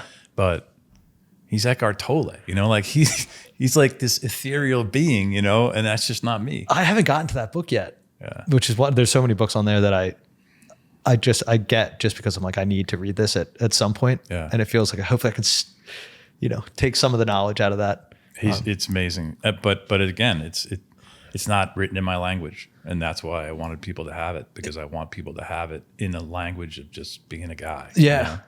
Like you said, just meeting people where they are. Yeah. And I think that's the big thing right now. It's like, where are people? And truthfully, it's like sports, I think, is an amazing place to meet people where they are. And I don't know if you have any connections with the PLL, but they're doing they just signed with this company called OnRise that offers mental health care to all the athletes. So they're doing some work and trying to bring attention and awareness to it. But I think that's where it needs to start. Sports, music, things that guys think are cool. Yeah. Business, making money, when you have people that can talk about it. Yeah, I agree. And I'm a total advocate for succeeding and achieving in whatever you want to do, right? People say, well, maybe I shouldn't be chasing money. And it's like, no, it's okay. You want to be successful. That's fine. That's what you want to do. At the same time, you don't want to lose yourself in that process, right? So being consciously aware of who you are and what you want and how you want to live is just as important. And the thing is, that the ironic thing is that I have actually earned more money since after my suicide than I had before. It's become a lot easier because I've just let go and I'm just doing the things that come to me. And my success is far outpaces what it was before when I was just grinding. Yeah. It's crazy. And it's just, have you read 3 Magic Words? No. it's another, I'll have to find it somewhere in here. I think it's by U.S. Anderson. He was an old army guy, but the entire book's essentially about the universe and the way that we all interact with it. And like you're saying, like he talks about money and success, that like if you demand money or want money for a certain reason, you know, say for the materialistic side of things, if you want money for that reason, you'll get that. Yeah. The universe will respond to your asking, and it will give you that. And if you want it for the wrong reasons, you'll have it for the wrong reasons. Right. And then you won't be able to hold on to it for those reasons. Wow. And I wonder, that's something we can do a whole nother episode on, something about relationship with money. Cause that's another tough one where our whole world's about money. Yeah. I mean, it's the way it's set up. Yep. But it's unfortunate. Yeah. But I'm hoping at some point that we'll get away from that being our lead currency.